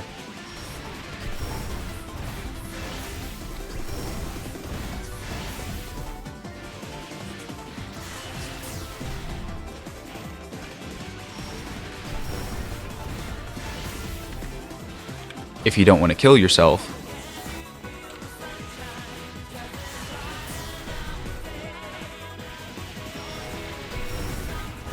or if you're a lot closer. If you were to do this on any character with 18,000 HP, you would notice that the close heavy turns into a far heavy. There is a slight downside to this, but you are fixing the combo in the end.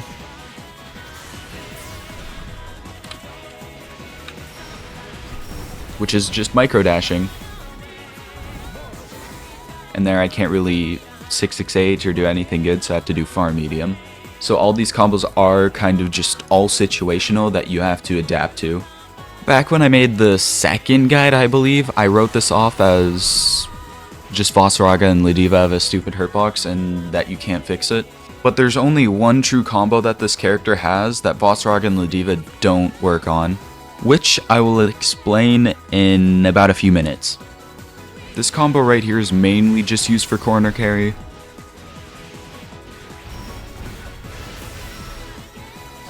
And it ends with a 2-2-U. For 50%, 1 Brave Point, and about 3 H uses, that's pretty good. And if they just so happen to not hit the wall, and you'll be able to 2-2-U, just 6-6H. Or 2-1-4-U. Remember, like I said, everything is just situational.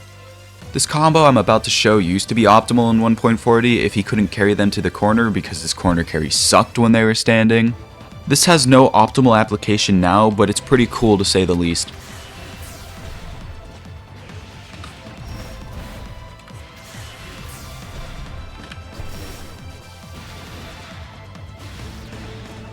This combo would only be used if you couldn't hit the corner because you were too far, and you knew it was going to kill, because all of those right there will spell your death.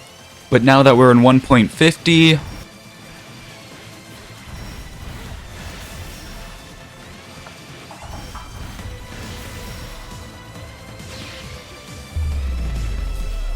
We could do a combo like this that's a lot more resourceful and does a lot more damage.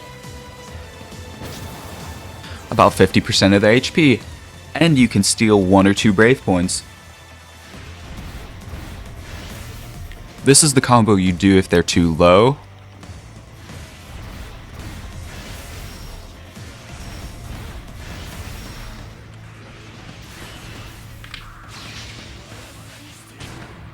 This is the combo you do if they're too high. Clearly, one is better than the other. This is usually the combo you'll do if you don't really know what to do.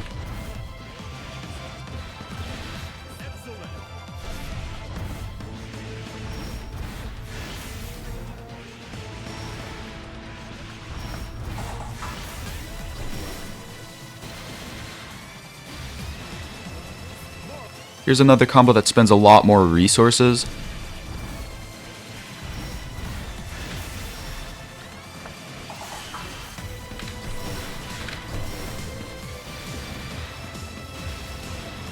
You can obviously replace those ultimate skills with a super if you have enough.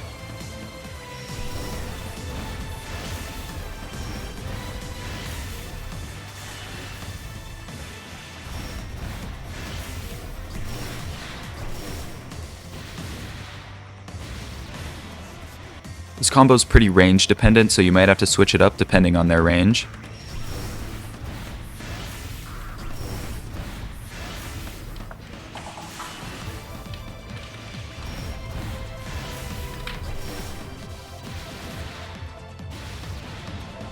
Now I'm just going to show a clip from the hardest combo I hit because I also don't want to explain that again. So here it is. What you're about to see is a minute-long explanation for a GBVSR combo. So the opponent has to get 6-6-H'd, be crouching obviously, and be hitting this exact square on the stage. This can be hit on any other stage, but it's a good peripheral to say the least. So after the close light hits, you can choose to either do both hits of a far medium or a far heavy. I chose far heavy for optimal damage, but it barely does any extra damage, and I find far medium more consistent. So after that, you want to delay the 236H by 2 to 3 frames, and right as you see the third hit spark of 236H, you have to 8U, and if you did everything right, the 8U will whiff. There are many other setups for this, but I found this one to be the most consistent one. So right there, the 8U whiffs, and if you hit them on the exact square at the start, you should be perfectly spaced to 6-6-H here. But here's the hardest part. Delay 6-6-H as much as possible, microdash close light so when you do delayed close heavy afterwards, the second part won't whiff. Now after you hit all of those without breaking the combo, you have to delay the triple attack. Yes, you can do it. And if everything is right, the cooldown of 236H should finish and you can 236 and far H afterwards and finally take them off the ground. And after this is a normal combo. But at this part you have to hit the close heavy pretty high so you can get the SSBA after it, but you also have to hit it low enough so that you can hit 214H after it. So after all of that, you can easily SSBA and finish the combo. All of that for 50% of your HP. Now here's where I encountered a problem. Every opponent would just get... And that combo never covered counter hits, so I had to make my own combo.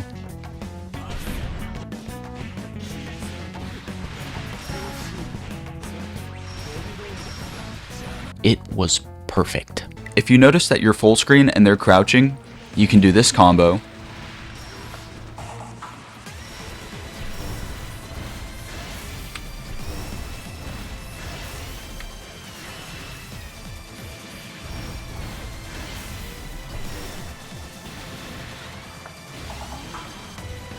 You can also end it with a 5U into 2-2U for that extra bit of damage. Just note that you nearly took 50% of your HP. This combo can be done off of any starter as long as they're crouching. You just have to end it with a close light into far medium. What you really need to worry about is what range they're going to be at by the end of the combo, so you might have to change it up a bit. Clearly that's not the most optimal you can get off that route, but it's still damage nonetheless. Back in 1.40, 236H used to carry a lot less on hit, but now in 1.50, it basically carries full screen. What this means is that you'd usually be here when you hit the 214U, meaning you could get a 214H and just get a better combo.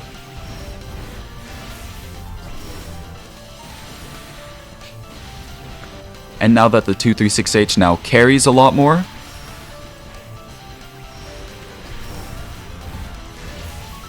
we're a lot closer to the corner, and we can't really 214H unless we do a combo like this.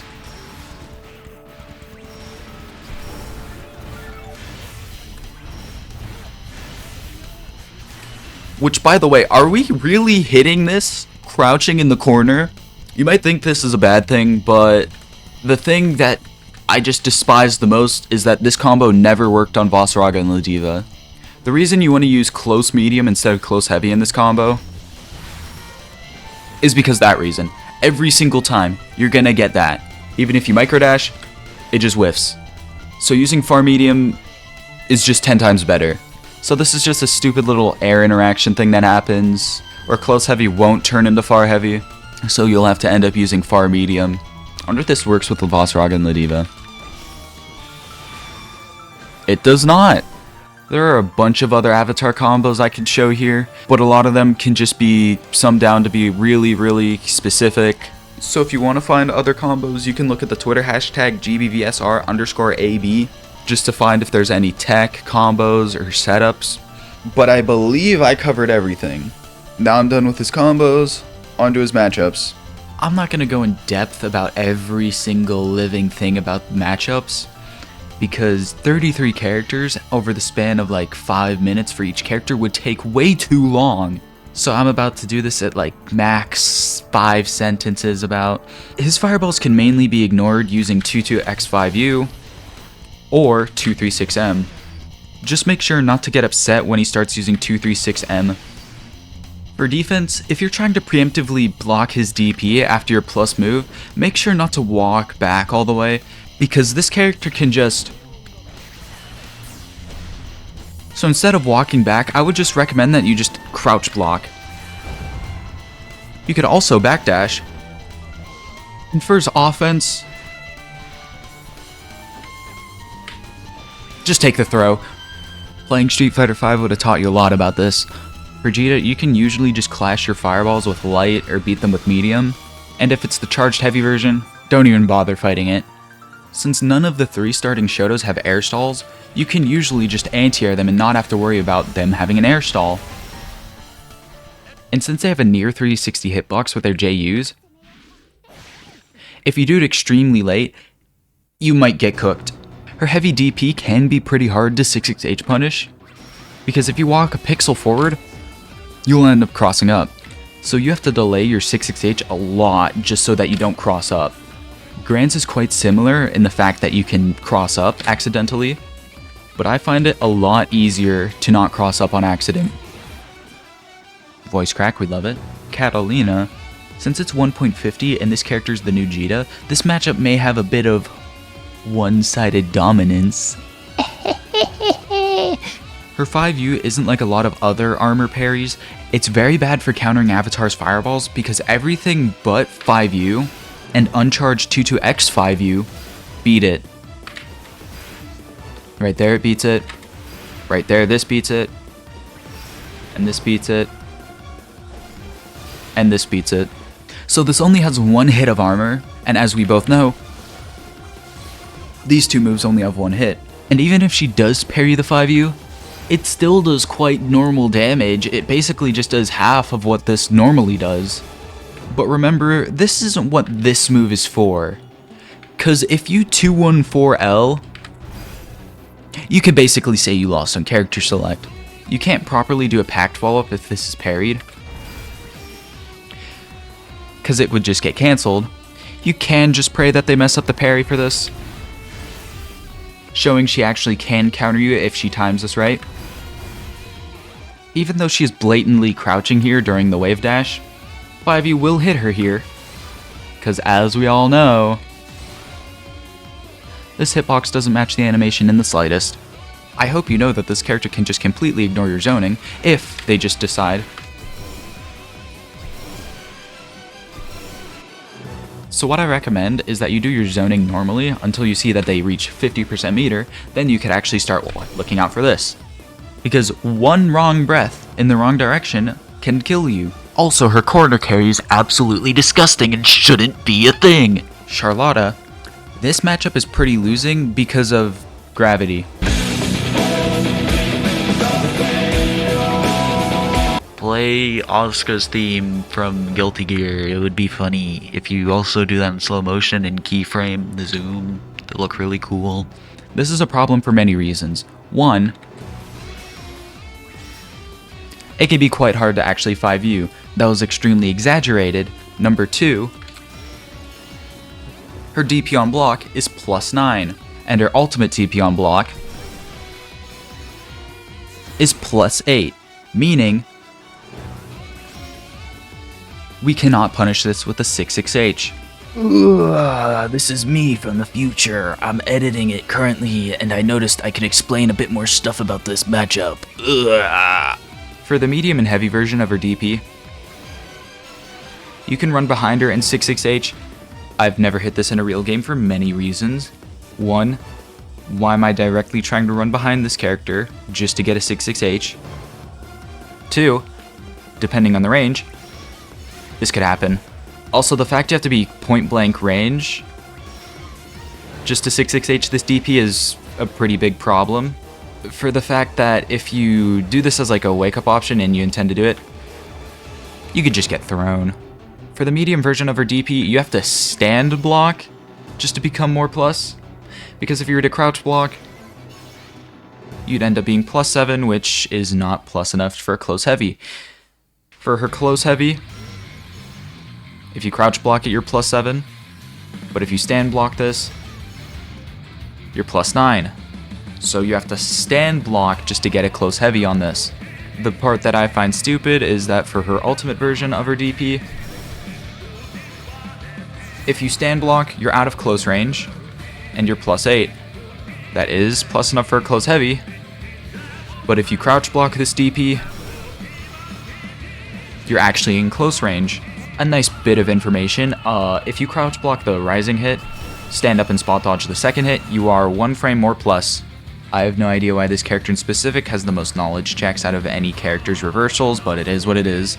And back to the past and a lot cooler stage and color. Woo! So just as a character, punishing their DPs is just really, really, really whack. And since I mentioned that normal characters can sometimes not punish his command grab if done really late, she can always do that. Noble strategy is actually pretty easy to anti-air against her because R2H is pretty privileged. 2-2M into charge 5U is pretty much out of the picture for this exact reason. And for this fact too. But for Charlotta, her ultimate skill doesn't beat your fireball, so as long as you time it right, you're pretty good. But I don't recommend trying to zone at this range. Lancelot, the most annoying thing about this matchup is his 2-2H. They can react to any fireball you throw out, wings bestowed, and it can teleport to your exact location just under 1 backdash from round start range. And since his 2-2H is invincible halfway through the animation, it could sometimes just completely get ignored. It's -16 on block, which is the perfect amount of minus to get a 6-6H punish. But are you really going to be taking the chances that they block this? Something that's fun about this matchup is this thing. So you could just be doing your block string when all of a sudden they just do this. That's fun. So the way you counter this is just by not leaving much gaps in your block strings. But if you want to do block strings from mid-screen, you're going to have to use medium a lot more. And yes, he can jump over this, but if you space it right and you can actually catch it, it will not be that much of a problem. But if you know that he can't air block after this,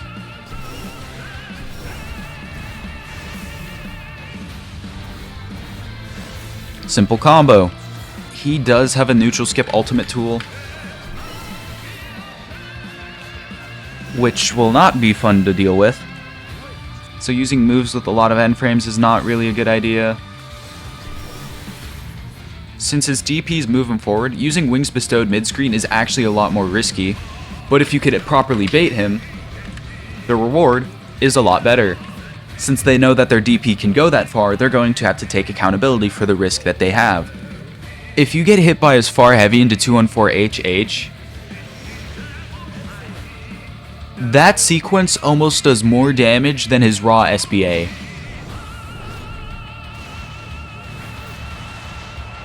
Granted, you'll barely ever get hit by this, but just the fact that you can lose 30% off of 2 hits is something that you're gonna have to be really cautious about doing. So no doing charge lasers from mid-screen, no command grabbing out of range, and you must very much not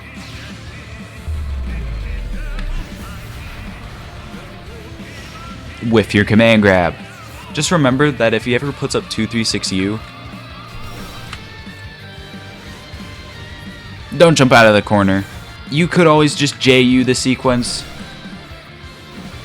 but there's just a lot safer sequences you can do, like push him out of the corner. You can always do something risky like this.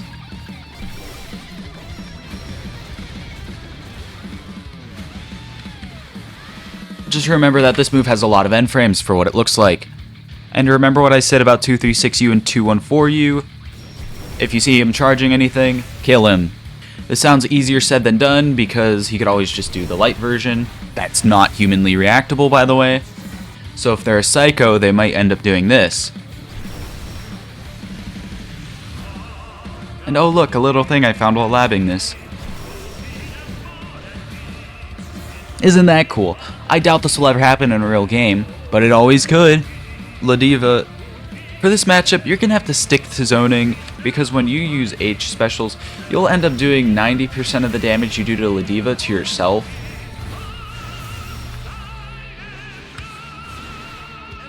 Pretty close in damage right there. But if you ever do hit confirm this character in the corner, I wouldn't recommend using non-self-damaging combos. Just don't go crazy with the H uses. For this combo that you've most likely used before, you would notice that it doesn't work on Ladiva and Vasaraga, surprisingly. There is a workaround for this, but you might drop it sometimes, which is microdash close light. This ultimately leaves them lower than majority of the characters because you're microdashing, yada yada yada, gravity and stuff. So if you were to ever continue this,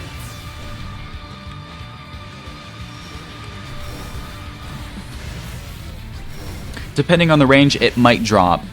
Since Ladiva's run speed is extremely slow, you can realistically use 236M or 5U as a pushback tool.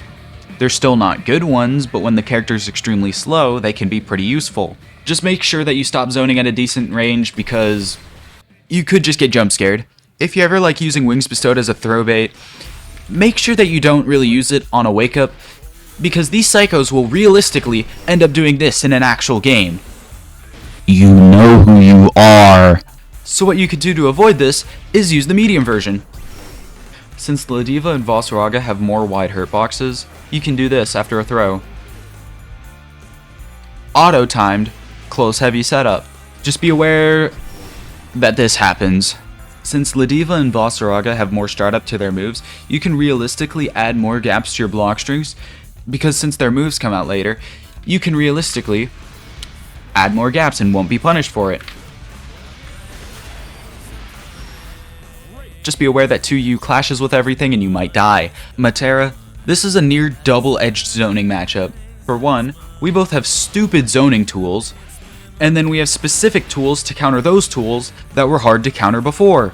Using Wings Bestowed from a knockdown that has an 11 frame gap on Wake Up is what your kryptonite this matchup is going to be.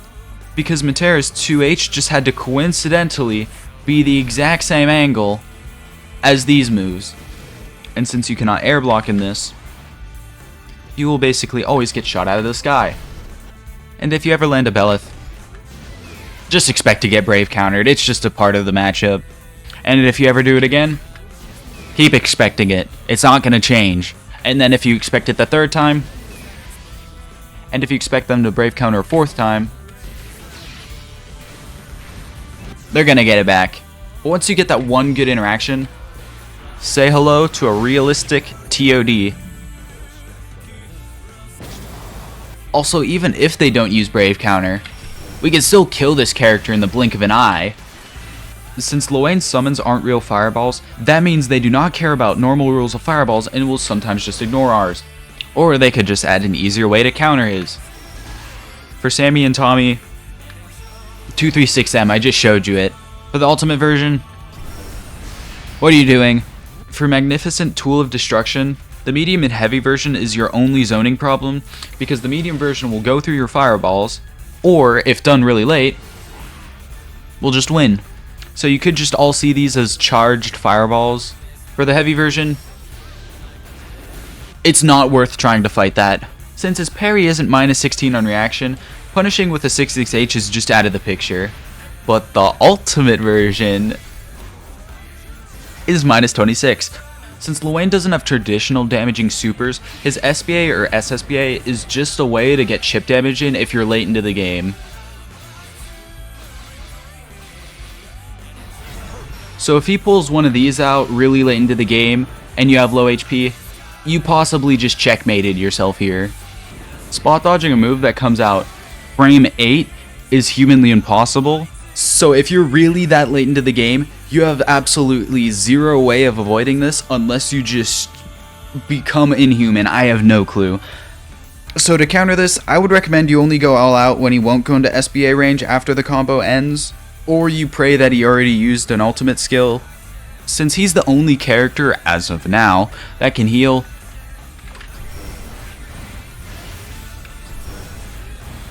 don't be afraid to kill him. Have you ever hated how round starts are basically unwinnable against this character? I have a solution. Wow, a real round start option! The funniest thing about this is that you could realistically throw this out from anywhere. And then he just teleports. She's pretty similar to Percival and Matero, where her DP goes pretty far, so that's not good. Granted, this thing isn't invincible. The U version is, but you could always just end up doing this. Since the era of GBVS is over, they turned this character from a zoner to a Vortex character. So you're going to be holding 50-50 after 50 after... Oh, never mind, you could just ignore it. After... So the best way I've learned to counter these setups is by wake up light DPing or medium DPing. And another thing, if you notice a gap in any of these setups, please take advantage of it. As dumb as this may seem, don't try to chase this setup, it's really dumb. This never happens, but you could always just do this, it's pretty stupid. This matchup is still painful if you make a mistake, but can also lead to the same with her. Her medium quarter circle forward is pretty similar to our 5U, that being that it can be charged. What makes this matchup so pain are these three moves. 214L, J22U, and 236U. 214L is a parry with as many hits of armor as you want it to have, as long as you hold the button down. This and Belith do not make a good match. Also, something that will usually happen is that they won't know how many hits Belith has and just end up doing this. I don't think I've seen a single Zeta player that actually knows how many hits this move has, but usually it will always get interrupted on the last one. And since this parry only covers mids and none of our fireballs are lows, the counter to punish this is to run up. 236U is just a full screen fireball, nothing much. Since our moves are a lot faster and just better than hers, and her best poke is at 2M, landing a random hit, whether that be a far heavy or far medium or just a fireball confirm, could always end up in her death as well.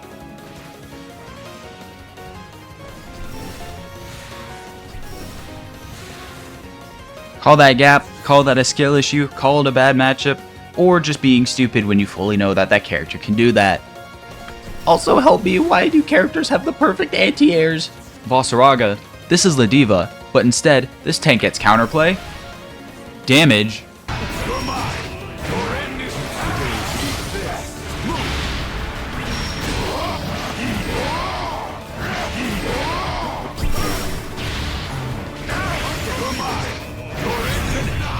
and armor. So basically the same thing with Ladiva, we need to somehow zone this character with 18,000 HP. Completely denying Soulforge is what we're going to try to do here. If he ever just tries throwing out Soulforge, you're going to have to be quick with the 5U. because a lot of the time he'll get it right as it clashes. So you're gonna have to try to zone him a lot just to deny his Soul Forge, but he will end up getting Soul Forge regardless. He can activate Soul Forge after crouching a charged 5U. And since his charged 5U has a lot less end frames than the normal 5U, using the charge version can be a lot more useful because since it has a lot less end frames, you can bait him into trying to activate Soul Forge and possibly use an ultimate skill. But if he's just not having any of that, whoops, your zoning is almost thrown out the window right as he gets Soul Forge. But since he gets 2 hits of armor and our fireballs are still pretty good, we can sometimes completely just cancel the armor. It's pretty random whether the U version on Wings Bestowed will cancel the whole armor, but to confirm this, you could always 5U. You could always 5U. You could always try to cancel the armor. You could always just try to avoid it. You could always try to avoid it. You could always try to use Light Fireball. Enough with the downplaying. If you ever notice him just trying to neutral skip sometimes, you can sometimes use Light Fireball as a way to, you know, fix your mistake. I wouldn't recommend using it I wouldn't really recommend trying to use this on reaction, because it's -6, and as we all know, it's really just range dependent, whether you can get a punish or not. Help. You're right there. Since Ladiva and Vossraga have a pretty wide hurt box, this will obviously drop, but you obviously have to microdash to fix this, so that's one workaround, which ultimately means you can also do this, which is plus enough to get a close heavy, auto-timed and everything. But oh no, what if he does his command grab? Wow. It's almost like he can barely do anything about this. I mean, he can do this. And since it's no longer 1.40, his supers are actually useful and he isn't just an ultimate skill machine. Narmaya, this matchup is practically winning from what I see. Her 236L to the H version in Dawnfly stance will lose to every single fireball, and only the ultimate version will beat it. I find it pretty strange that other charged fireballs will beat my fireballs, but hers still loses. And this technically would be considered a fireball, because it gets cancelled. And Yu Setsuna doesn't even get a reward if you just space it properly. Since her DP becomes a parry and free flutter stance, that means it will lose to Barbatos. Since our far medium slightly advances, her 236H and free flutter stance can be realistically punished most of the time. Her Crescent Moon can be pretty annoying to block sometimes, but Avatar has his own Crescent Moon. Thank you, Cygames, for giving me a cross-up anti-air. This is another thing every character has to look out for. Oh, never mind. Since he got majorly buffed this patch, he's a lot more annoying than before. Majority of his moves will either have armor or come out absurdly fast. His 623U is not 66H punishable. Why is it -14? That is such a random number. His 5U barely has any end frames, and he can bait it to jump. Avatar's 623L and Sora's 623H are both equal in cheating the priority system. They're both stupid fast. Also, why does his come out frame 5? That is literally the fastest special in the entire game. They both do whack damage and are the best non-invincible DPs. He's another character with an ultimate neutral skip tool that ignores fireballs, and it also has armor, so that's great. So yes, watch out for when he has 50% meter. For his install, why is he so hard to kill? He's not gonna die, please! Zoe, since her fireballs come from a manageable resource, that means they have more priority and will beat Avatar's fireballs. If you catch her 66H with one of your 2 multi-hit fireballs, you can 5U in between hits, and depending on the range, you could get counter hit, a punish, and if you're close, you'll waste a 5U and get hit. But weirdly enough against her, you'll have to 5L. She can react to any of your fireballs with a 623H, and if spaced right, will be directly at your feet. You can DP her right as she does this. But looking for a DP in between these can mess up your fireball timings. Cagliostro. I'd say this matchup is quite losing for a few reasons. If they do a properly timed 6-2-3, during the whole animation, her hurt box will shift so that my 5U will just nearly perfectly whiff. I don't think there's another character in this game whose hurt box shortens when they throw a fireball so that they can specifically avoid my 5U. You can consider Lowain when he does 2-3-6. The way Lowain's 2-3-6 works is that if my 5U hits Lowain and his summon, it will prioritize hitting his summon rather than him, even if it's behind him. For some reason, the hitbox doesn't display when coming in contact with one of his summons, so that's pretty weird. But as you can see, he is crouching, but the hurtbox would still come in contact with him. So this is just a weird oddity with summons. But even though he does crouch, he still would get hit here. But since summons have a weird priority thing, that's why he technically crouches it. But with this character, she completely crouches it.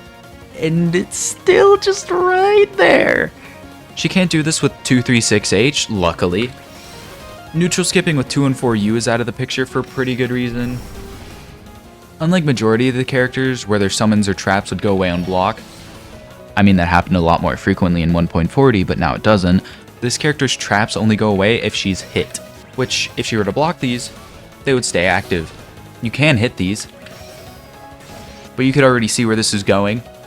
Even though it clearly looks like you can teleport through this 2-3-6U trap right here with 2 and 4U, you cannot.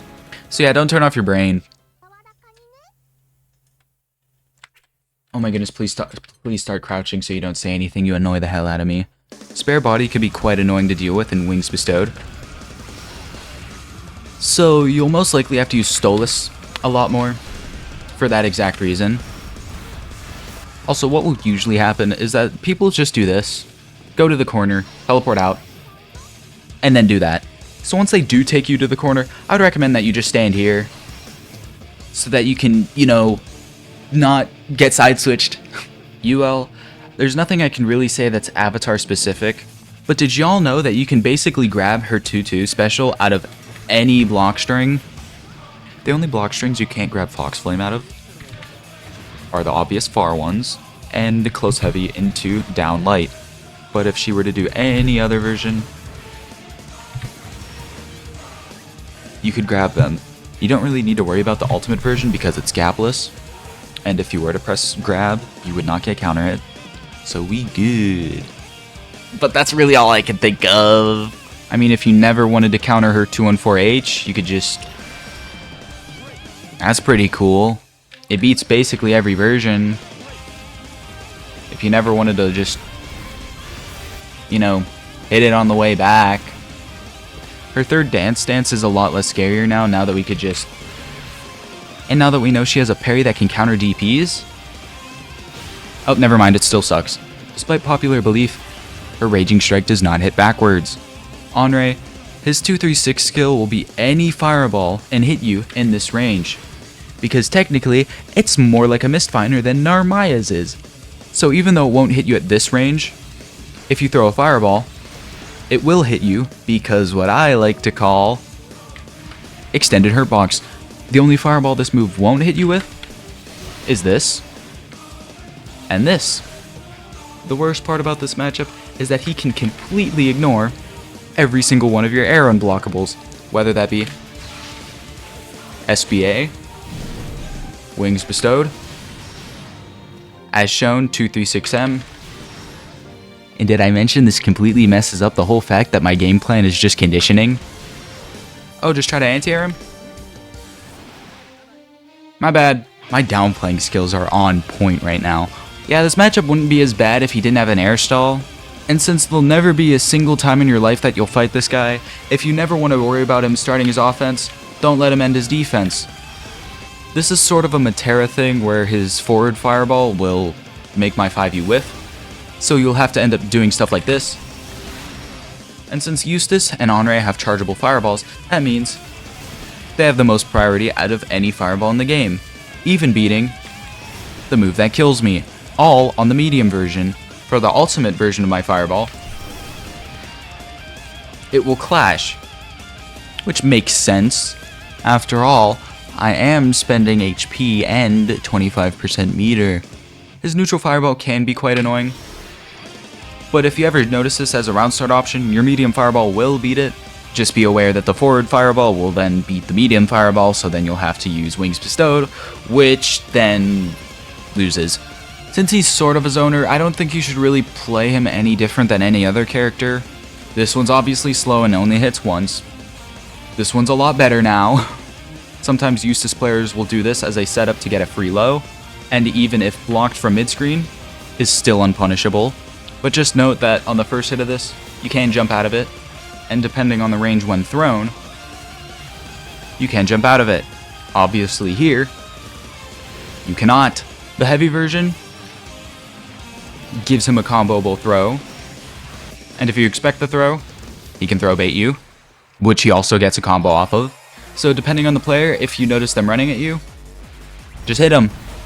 For the ultimate version, he cannot combo on throw, but it does do a lot of damage. There's like 50 different setups you can use for this. Like this. There's a setup that's basically safe to everything. And I would not recommend trying to press a button on this for a pretty good reason. And since this is no longer 1.40,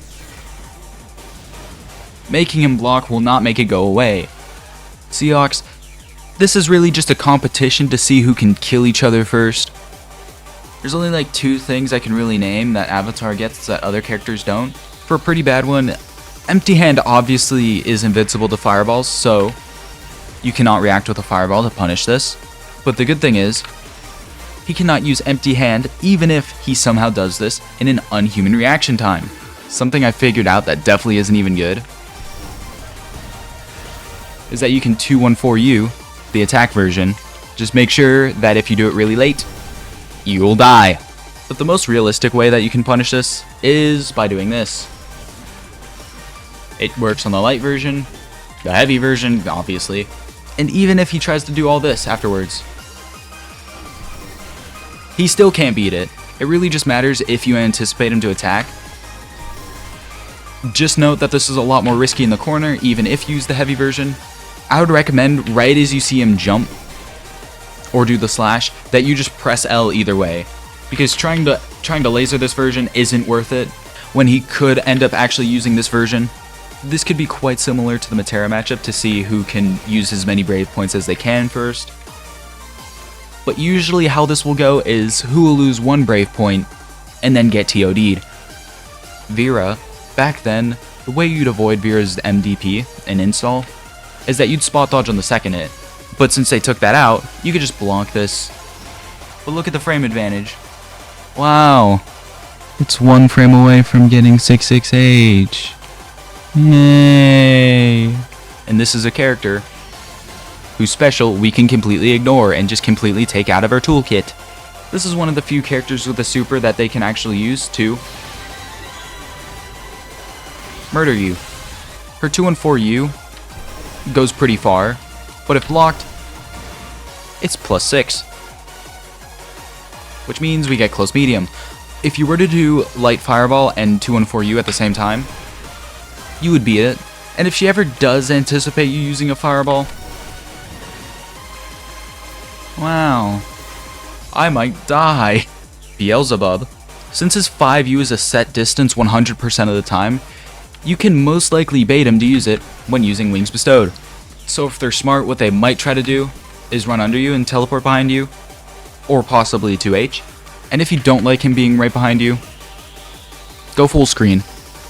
He's pretty similar to Avatar moveset wise. He has a multi-hitting fireball that basically covers the whole screen. He has a plus on block dive kick, and a command grab super. Since he has unblockables, and a move to catch spot dodges, that means we ultimately get better pressure than him. So this matchup can really be summed down to who can be the most annoying. Belial, Avatar Belial, but better and less fun. When I'm constantly reminded that I don't have a summer skin and is far heavy, I remember that I can bully this dude if he whiffs his 5U. His 5U can be baited, quite easily, depending on the player, if they even decide to use it, and depending on the range and what move you use, you could always use the situation as a bait. If you were to hold the block button instead of walking back, and if you were to 5U your 5U, you can always get a punish. Almost always. And once he stops using 5U, you know what he's gonna do?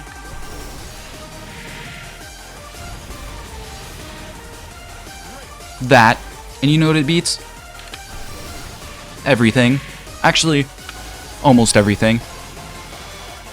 He is, unfortunately, one of the characters with a DP that isn't minus 16, but for the fact that his 5U is as minus as it is, the 66H thing isn't really that bad. Also, is it just me, or do y'all think that he should start losing HP for using his SSBA? Is that just me? Am I crazy? Apart from that, I can't really say much. His counter hit combos are absolutely absurd. He has an air stall, and he can anti-air you with his fireball. Avatar Belial. Zoning is basically what you'll be doing the whole time. There's an oddity with clashing 236Ms, where if one of them were to do it really late, one of the fireballs might slip through. And sometimes maybe if you were to do it late, you might get hit. And sometimes maybe even both will slip through and you'll both get hit. This matchup can basically be summarized to who will win the second interaction, because either of you will die in that one. For counter zoning, 5U beats 236L, 236L beats 5U if close. Obviously, 236M beats 5U, but if you mistime the 236M, you will lose. 236M beats 236L, and finally, 236M beats a mistimed 5U from a down special. 236H should just never be used in zoning unless you're feeling quirky. A 5U from a down special will beat everything, but if spot dodged, you will die for it. You better have fun during this ditto because it's as rare as it is already. Anila, her 66H, and full screen neutral skip combos are the scariest thing about this character, being a lot like Zeta and Sora's, with them going straight at you and getting a combo after it. So a charge 5U from Wings Bestowed could possibly be your death. Her 22H can be realistically anti-aired.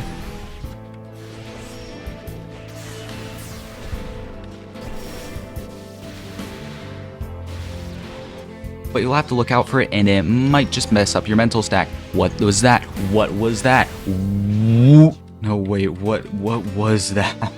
What in the actual, what was that? Her 236U is not a fun move to spot dodge. So what I'd recommend is super jumping into 5U, most likely hitting her in the process. You could use Wings Bestowed, but you'd have to perfectly time it, or else you'll possibly die. You will also most likely get 66H on the way down, so that is why I'd recommend actually using just JU. Also for pretty good reason. This game doesn't have a frame 1 block after a dash, so please thank the devs for adding that, or else we would be cooked. I don't know what's up with her 22U now. I could only imagine that this goes over 236L, but since it's not invincible, luckily, you'd have to have like a huge gap for this to actually work. Siegfried, now that he can no longer run behind his 236H, zoning is a better possibility. Just wait until he super jumps one of them though. Did you catch that he'd super jump and now you can 2H his jump in? He has an air stall, and when you didn't think it could get worse, it crosses up. For what reason, I have no clue. His DP is pretty huge, but since it's no longer 1.40, using Wings Bestowed is a lot safer now, because this thing used to basically go mid-screen every time you used it. Haha, silly Siegfried getting a damage buff. I was already dead. Since Siegfried doesn't have any ultimate neutral skip tools, he will usually try to use SBA if there's any gaps in your block strings. And since the clean hit version is pretty rare to hit as a wake up option, his damage will be a lot less.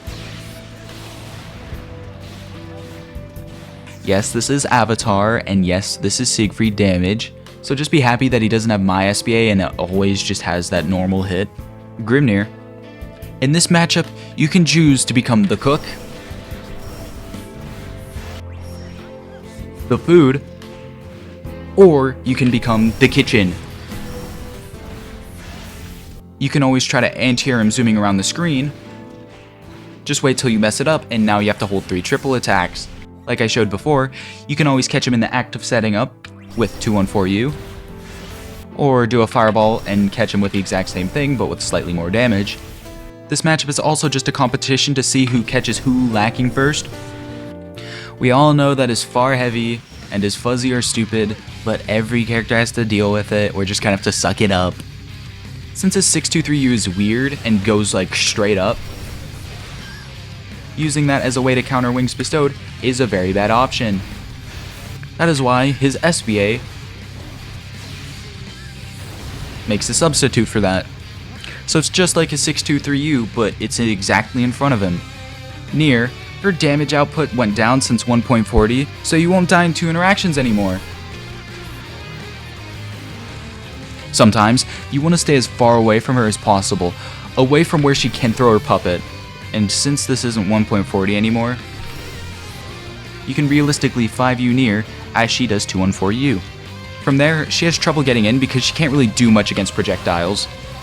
If you do end up managing to kill Death, run her down and don't respect anything she does. She is not a character anymore. After killing Death, they may do one of 2 things. Crouch block from full screen, usually avoiding all your fireballs, or super jump in with no good aerials. Since they thought this character was too broken, they removed her heavy meterless DP, and her only real reversal option that doesn't use meter loses to Barbados. And even as a reversal option, it's not even a good one at that. Its hitbox doesn't go anywhere. She can still convert off of any hit if Death is out, which can kill you, but now she no longer has 16,000 HP and now has 15,000 HP, which is the second lowest HP in the game. So from way back then, she's a lot easier to kill now. If you ever notice she goes into install,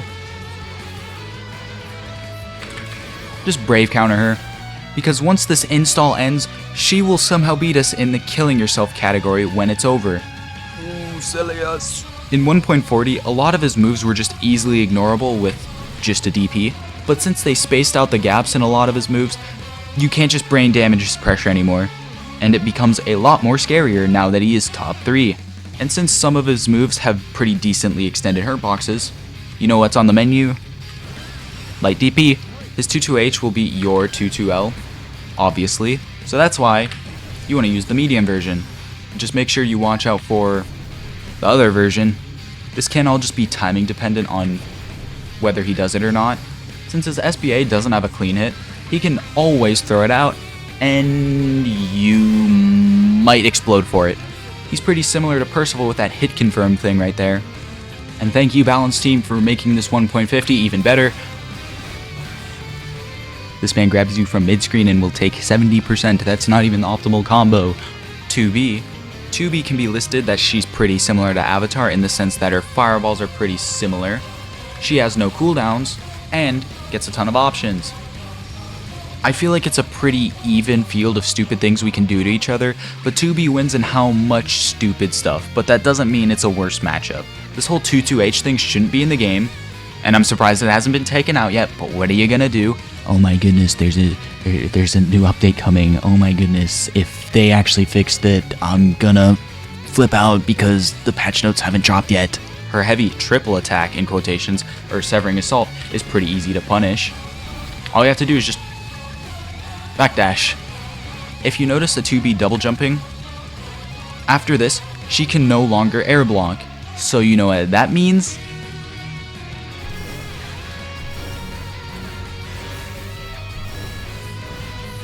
We're going on a trip around the world, that's what. Even though his heavy DP is air unblockable, I wouldn't recommend using it against this character because look at that damage! I want to know why the medium version does a more consistent damage for it not killing yourself. Who cares about DPing, bro? Just do this. For zoning, your 5U matches her 236M pretty similarly. That being, hers is slightly faster, and hers does hit crouching, but it costs a resource. Hers cannot combo realistically from full screen, unlike Avatar's. And did I mention that it loses to my 236M? Who could have guessed? Anti-airing 2B should never be a conscious effort that you're actually trying to do. because you have to look for a jump, a second jump, an air stall, and then the best aerial in the game, Vayne. This matchup is possibly his biggest winning matchup. Who could have guessed? For one, he completely removes down special as a usable skill for him. The only projectile that doesn't go straight through it is a standing 5U, which, if he were to do the down special version, would completely ignore it as well. It would make sense if his down special just deleted the fireball entirely, but nope. When he's completely banned from using one special, he has to counter hit you for 50% meterless. But what are the chances of this happening? If you do a throw in the corner and do medium wings bestowed into Belith, its ultimate DP will whiff, and you can do this. A reversal DP that teleports you forward like Sora's heavy DP is never a good idea. Beatrix, she can be seen as an either good matchup or bad matchup, depending on who you are. I'd say it's more good than bad. For the first bad thing, she can go under 236M, but she cannot go under 236L. I don't know why she isn't crouching in this state, but it's better not to complain when I have a fireball that cannot be low profiled. In 1.50, it's nice to know that they gave her a combination of Avatar's light DP and Sora's heavy DP combined. Cheating the priority system as always, with a startup of 5 frames. Her 236M is pretty annoying for pressure, because it's a fireball that basically stops on your exact location. Apart from that, she's a Shoto with a comeback mechanic and a command grab that does slightly a bit of damage to her because haha funny, she headbutts you. Versusia, you might think she has a hurt box similar to Lediva and Bossaraga, but she doesn't actually, as shown here, and she has 17,000 HP, which is pretty cool. This can be treated like a hybrid of Cagliostro and Bossaraga. She wants to get Celestial Dominion after crouching one of your fireballs. Her 5U does not have a hitbox, so it cannot be used as a defensive, offensive, or neutral tool, but it is a lot faster than Bossaraga's Soul Forge, so they will most likely get this after doing anything. Zoning isn't really a good thing with this character. The main thing you need to look out for is the neutral fireball, because that is the pillar that can track your location. So what you can do is throw out a 5U. They think that they can punish it? Nope. Medium fireball is not the best thing, because they can react to it. And Wings Bestowed is even worse. Her 22H isn't really a good zoning tool, it's more of like a spot dodge bait if anything else. And she has a frame 16 neutral skip. If you were to remember when Nero was the best character, you would know that her 214H comes out the exact same frame as this move. Welcome back, Nier. Your corner offense against her is pretty good, because her fastest normals are frame 6 and frame 7, and they're also not really good defensive options. Her 22H is quite solid. That's pretty much all I can say about it. This character has also only been out for 3 weeks, and barely anyone plays her. So all I can really say is that she will carry you from corner to corner with basically a combo for every single situation. She has slightly higher than average HP, but she's kind of difficult because she has Street Fighter 4 level links. If any cool characters are released, I may just post it in the comments until I have to make a 4th guide, but that's only until it's absolutely necessary. Heavy ultimate pact management. The trickiest thing with this character is managing how much of your own HP you want to use during combos. You can play like Arukaji and barely use it at all, or play like me and just use your own HP just to see if you can go into chip range before they can even hit you. But since nobody has released a guide for this character of worthy significance, I'ma take this seriously. First thing, if you hit them with a 6XL and they're at 70% plus, there's no reason to use more than 1 to 2 self-damaging moves because of that 6XL damage scaling nerf.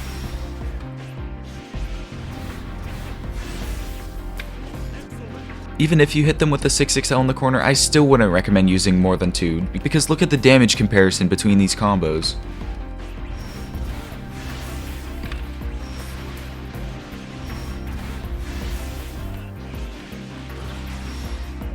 That's like 4 heavy uses compared to 1.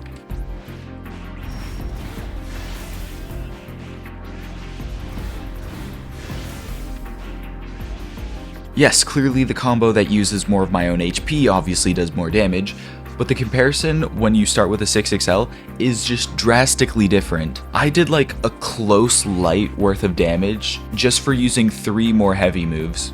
But if you were to hit them with a 6XL at 50% mid-screen, I would recommend that you just try to kill them. Because if you know the combo, it's gonna kill. Like right there. This is why I'd recommend actually practicing doing other combos, but with a 6XL starter, so that you understand like when combos will kill. But if I were to replace the 6XL with a close heavy at the start, and they're crouching, this would end up killing at 68%. Right here. You can play in the sense of monitoring both you and the opponent's HP, and then right at the perfect moment, do something like run up an SSBA, and it'll kill. There are many situations I actually do end up using this, because even if the opponent were to expect you like to run up from full screen and just SSBA, they'll like try to hit you, and it still won't work. So I'm gonna play a clip on screen right now of me just running up and doing an SSBA, so I can prove that this actually works, and I'm not just telling you just to run up and kill yourself. Clearly it depends on the player, of course, but if you see if they're at 2 brave points, this will most likely work. And this should go without saying, if you know how SSBAs work, the damage will do the exact same amount of damage if they're at 2 brave points or if they're at 0 brave points.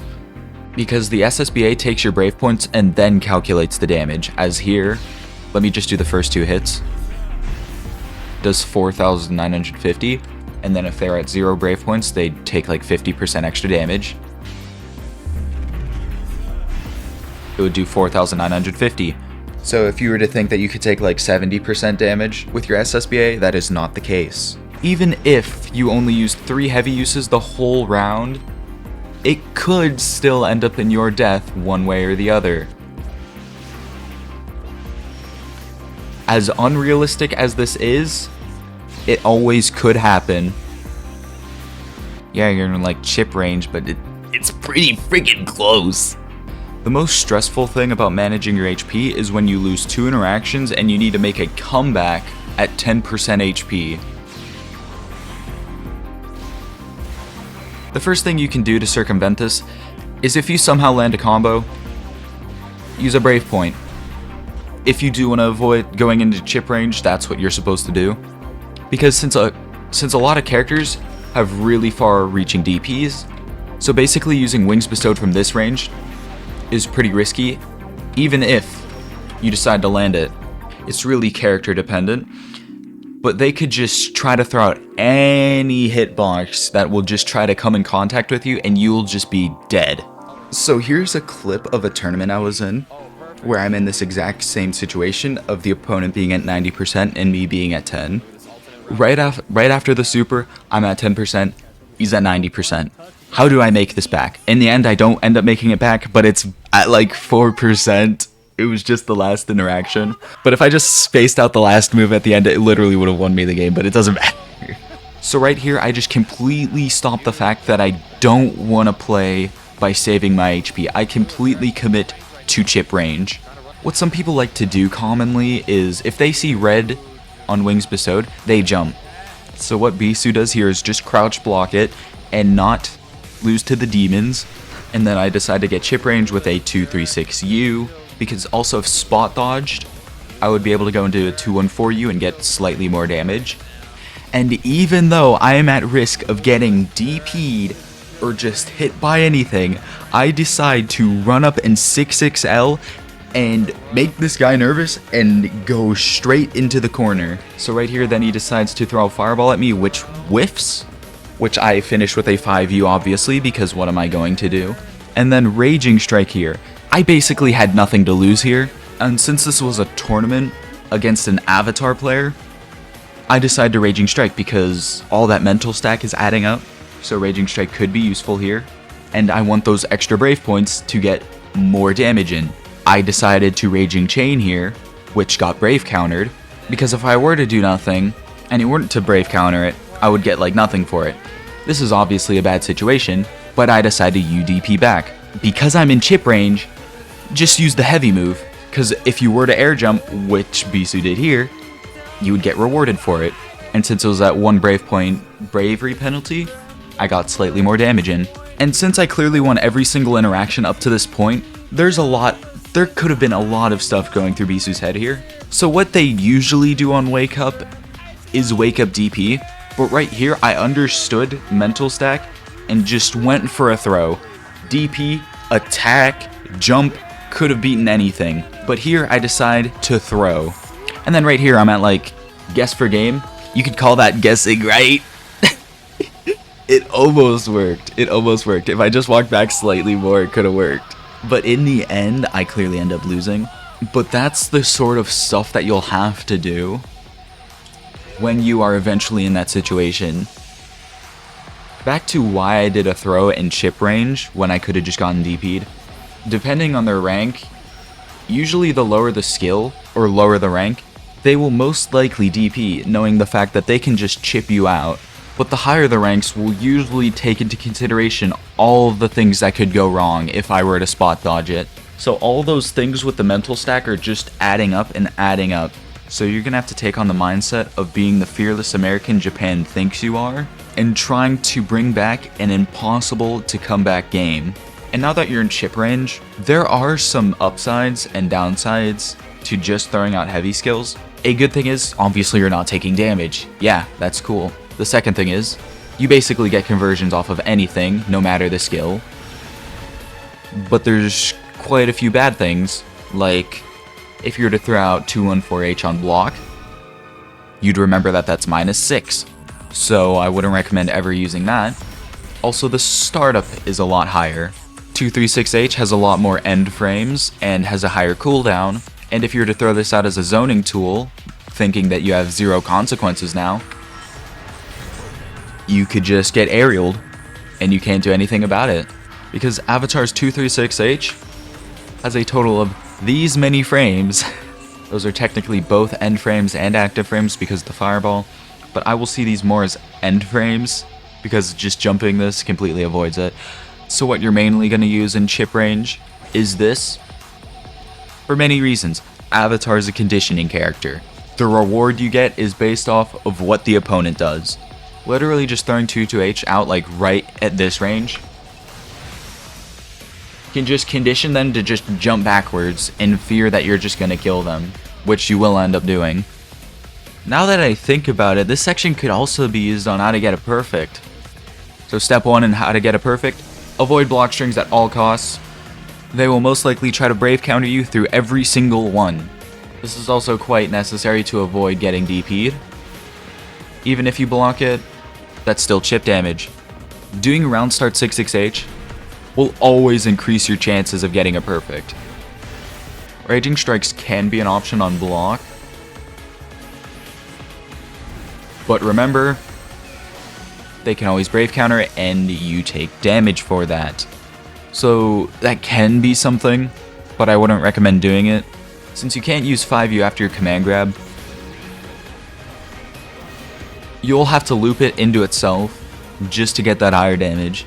Once you get into the corner, you will have to bait counter hits by extensively running forward and using every single Raging Strike to get that optimal damage. And if you didn't use any Raging Chains, you will most likely be at the end of your combo with 100% meter. Once you're on that last interaction to get the perfect, the opponent will try everything in their power to prevent them from getting perfected, whether that be a wake up DP, brave counter, alt F4ing. So you will have to take into consideration every single possible option that they can do and choose the one that can counter most of those. The best option could just be backdash spot dodging. Getting a perfect on this character is extremely difficult. My first ever perfect involved 8 whole interactions that I had to win, not getting hit once. I have about 12 perfects in ranked and probably a lot more in lobby matches, but like I said, this is one of the hardest things to do. I've played Belial for like 100 hours and I have 3 times more perfects on him than on Avatar, and I've played this dude for like 700 hours. Now I'm on to the last section, combo setups. Specifically for the first part, SSBA setups.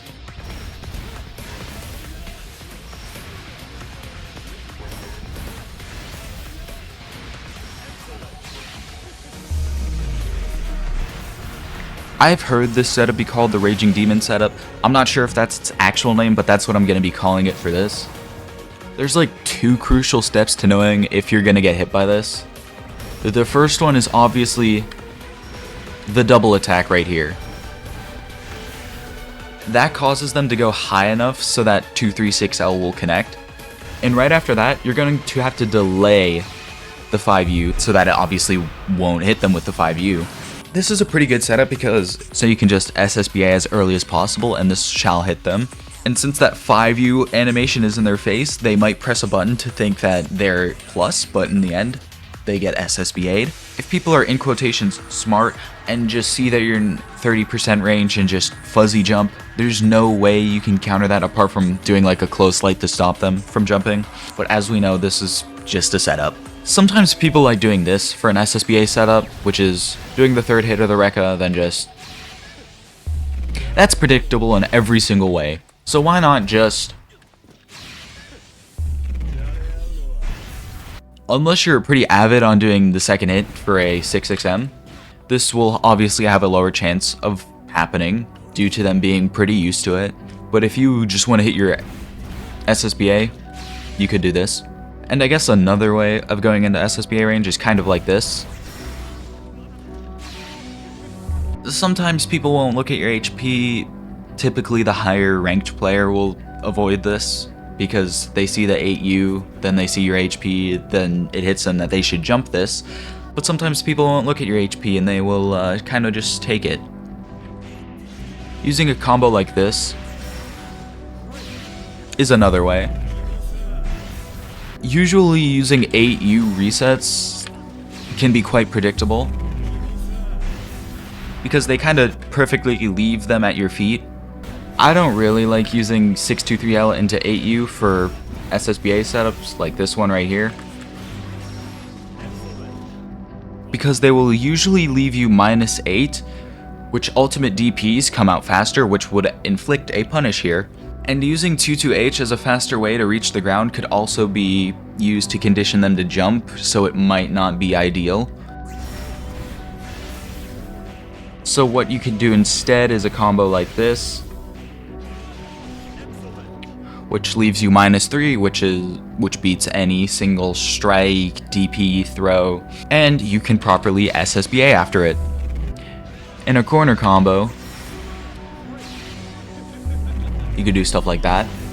But I would really only recommend using this if you're not trying to go into chip range in the next interaction, because that combo you could do could end up doing a lot more damage than just a raw SSBA. So unless you know that the next combo you will do will not kill them, then I would recommend that you use SSBA here. We should already know about the Carnal Passion 6XM setup, but if you've been skipping around, if you drop the third hit of a Carnal Passion and do a 6XM, you will be plus enough to get a close medium afterwards, which if you didn't know, usually does not happen. The only way you can hit a close medium after a 6XM is if they are crouching or counter hit. But this setup, you don't need to do either of those. And yes, if you perfectly time this, it can whiff. I guess could be used to throw, but you are -13, which is already bad as it is. But perfectly timing a dash attack is quite hard as it is. You will have to hit the 214L point blank for this to work, because if you were to hit it like here, you'll only be close enough for a far medium. You can time a meaty 6XM after the third hit in the corner, but it's quite hard to do that, and it's a lot more predictable. So just dropping the third hit is currently the only real setup of landing a meaty 6XM. Now this section is for +6 meaty Stolas setups. These setups are to do a Stolas without using an 8U after landing it. Because if you were to hit this raw, you would know that you have to use 8U afterwards, because hitting this raw is +3. Which, as we know, 0 moves are fast enough to combo with this.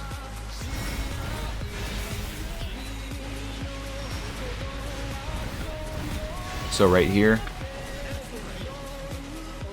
it is +6, which is plus enough to get a close medium, and right there, you would know that you would not have to use 8U there. And you can use the light version of Wings Bestowed to basically do a fake jump, which does beat ultimate DPs.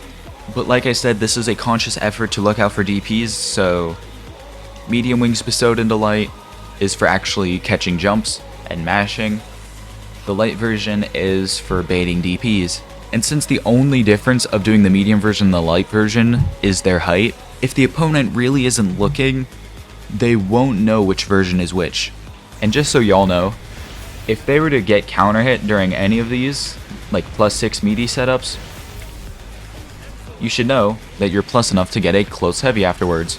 Which, if you didn't know back then, hitting this counter hit would cause them to go airborne, which made no sense at all, because we all know combo limit starts counting, and it's counter hit, which should mean that you get a better combo, but it ultimately makes it a lot worse. And now that you know that it causes us to be more plus on hit, you would know that you can get close heavy. Now a +8 or close heavy meaty Stola setup,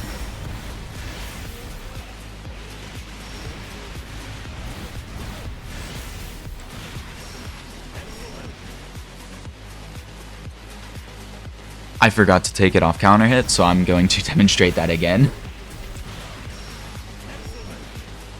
So right there is +8, which, as we know, close heavy is frame 8. I don't like using this setup because there's no way of getting out of a wake up DP, and it costs 2 more heavy uses than the +6 setup.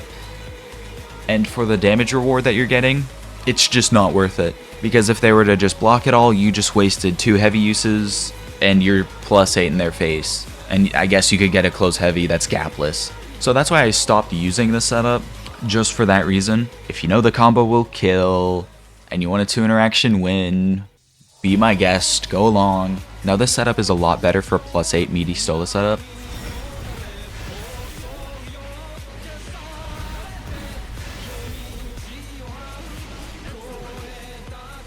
Right there.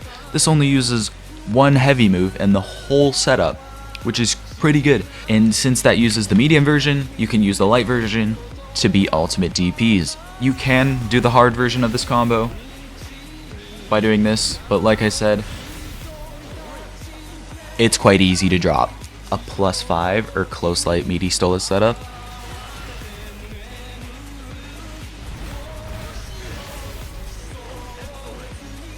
There's like no reason to use this when you can just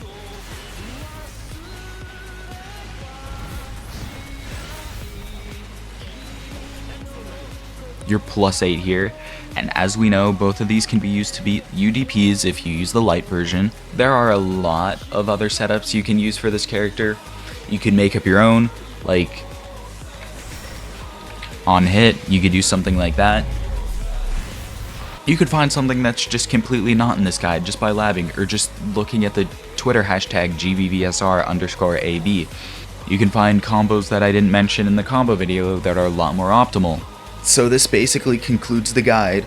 So as of now, I've recorded 16 hours and 30 minutes worth of footage. That sounds insane and sounds like I'm just making it up. When you take into consideration that I have to say these lines like over and over again and match the gameplay up nearly perfectly, you could see why that could take 17 hours, 16 hours. Like 99% of the script I wrote, and I'm going to have to edit the whole video, watch back 16 hours of footage, and I already know I'm probably burnt out by the end of this when I'm finishing editing this. But to the other people that helped me write this guide and fix up other parts, I would like to thank Fame96 for revisions of the Zeta matchup and blockstring section. I would like to thank the Stealer for writing Nier's matchup because I have not fought her once in 1.50, and Astroth4311 for recommendations for the character overview at the start. If you want to possibly find more knowledge if I somehow missed something, check out the Dustloop website where you can find the starter guide, frame data, all of the match sets on YouTube in the resource section, and the character server. This video has been the longest I've ever worked on, so just the fact I've worked on a character guide for a character nobody plays just shows how much care for this game and character I have. So if you enjoyed this guide or just know somebody who wants to play Avatar, send this to them. Follow me on Twitter for whatever random thing I post about this character, and don't like or subscribe.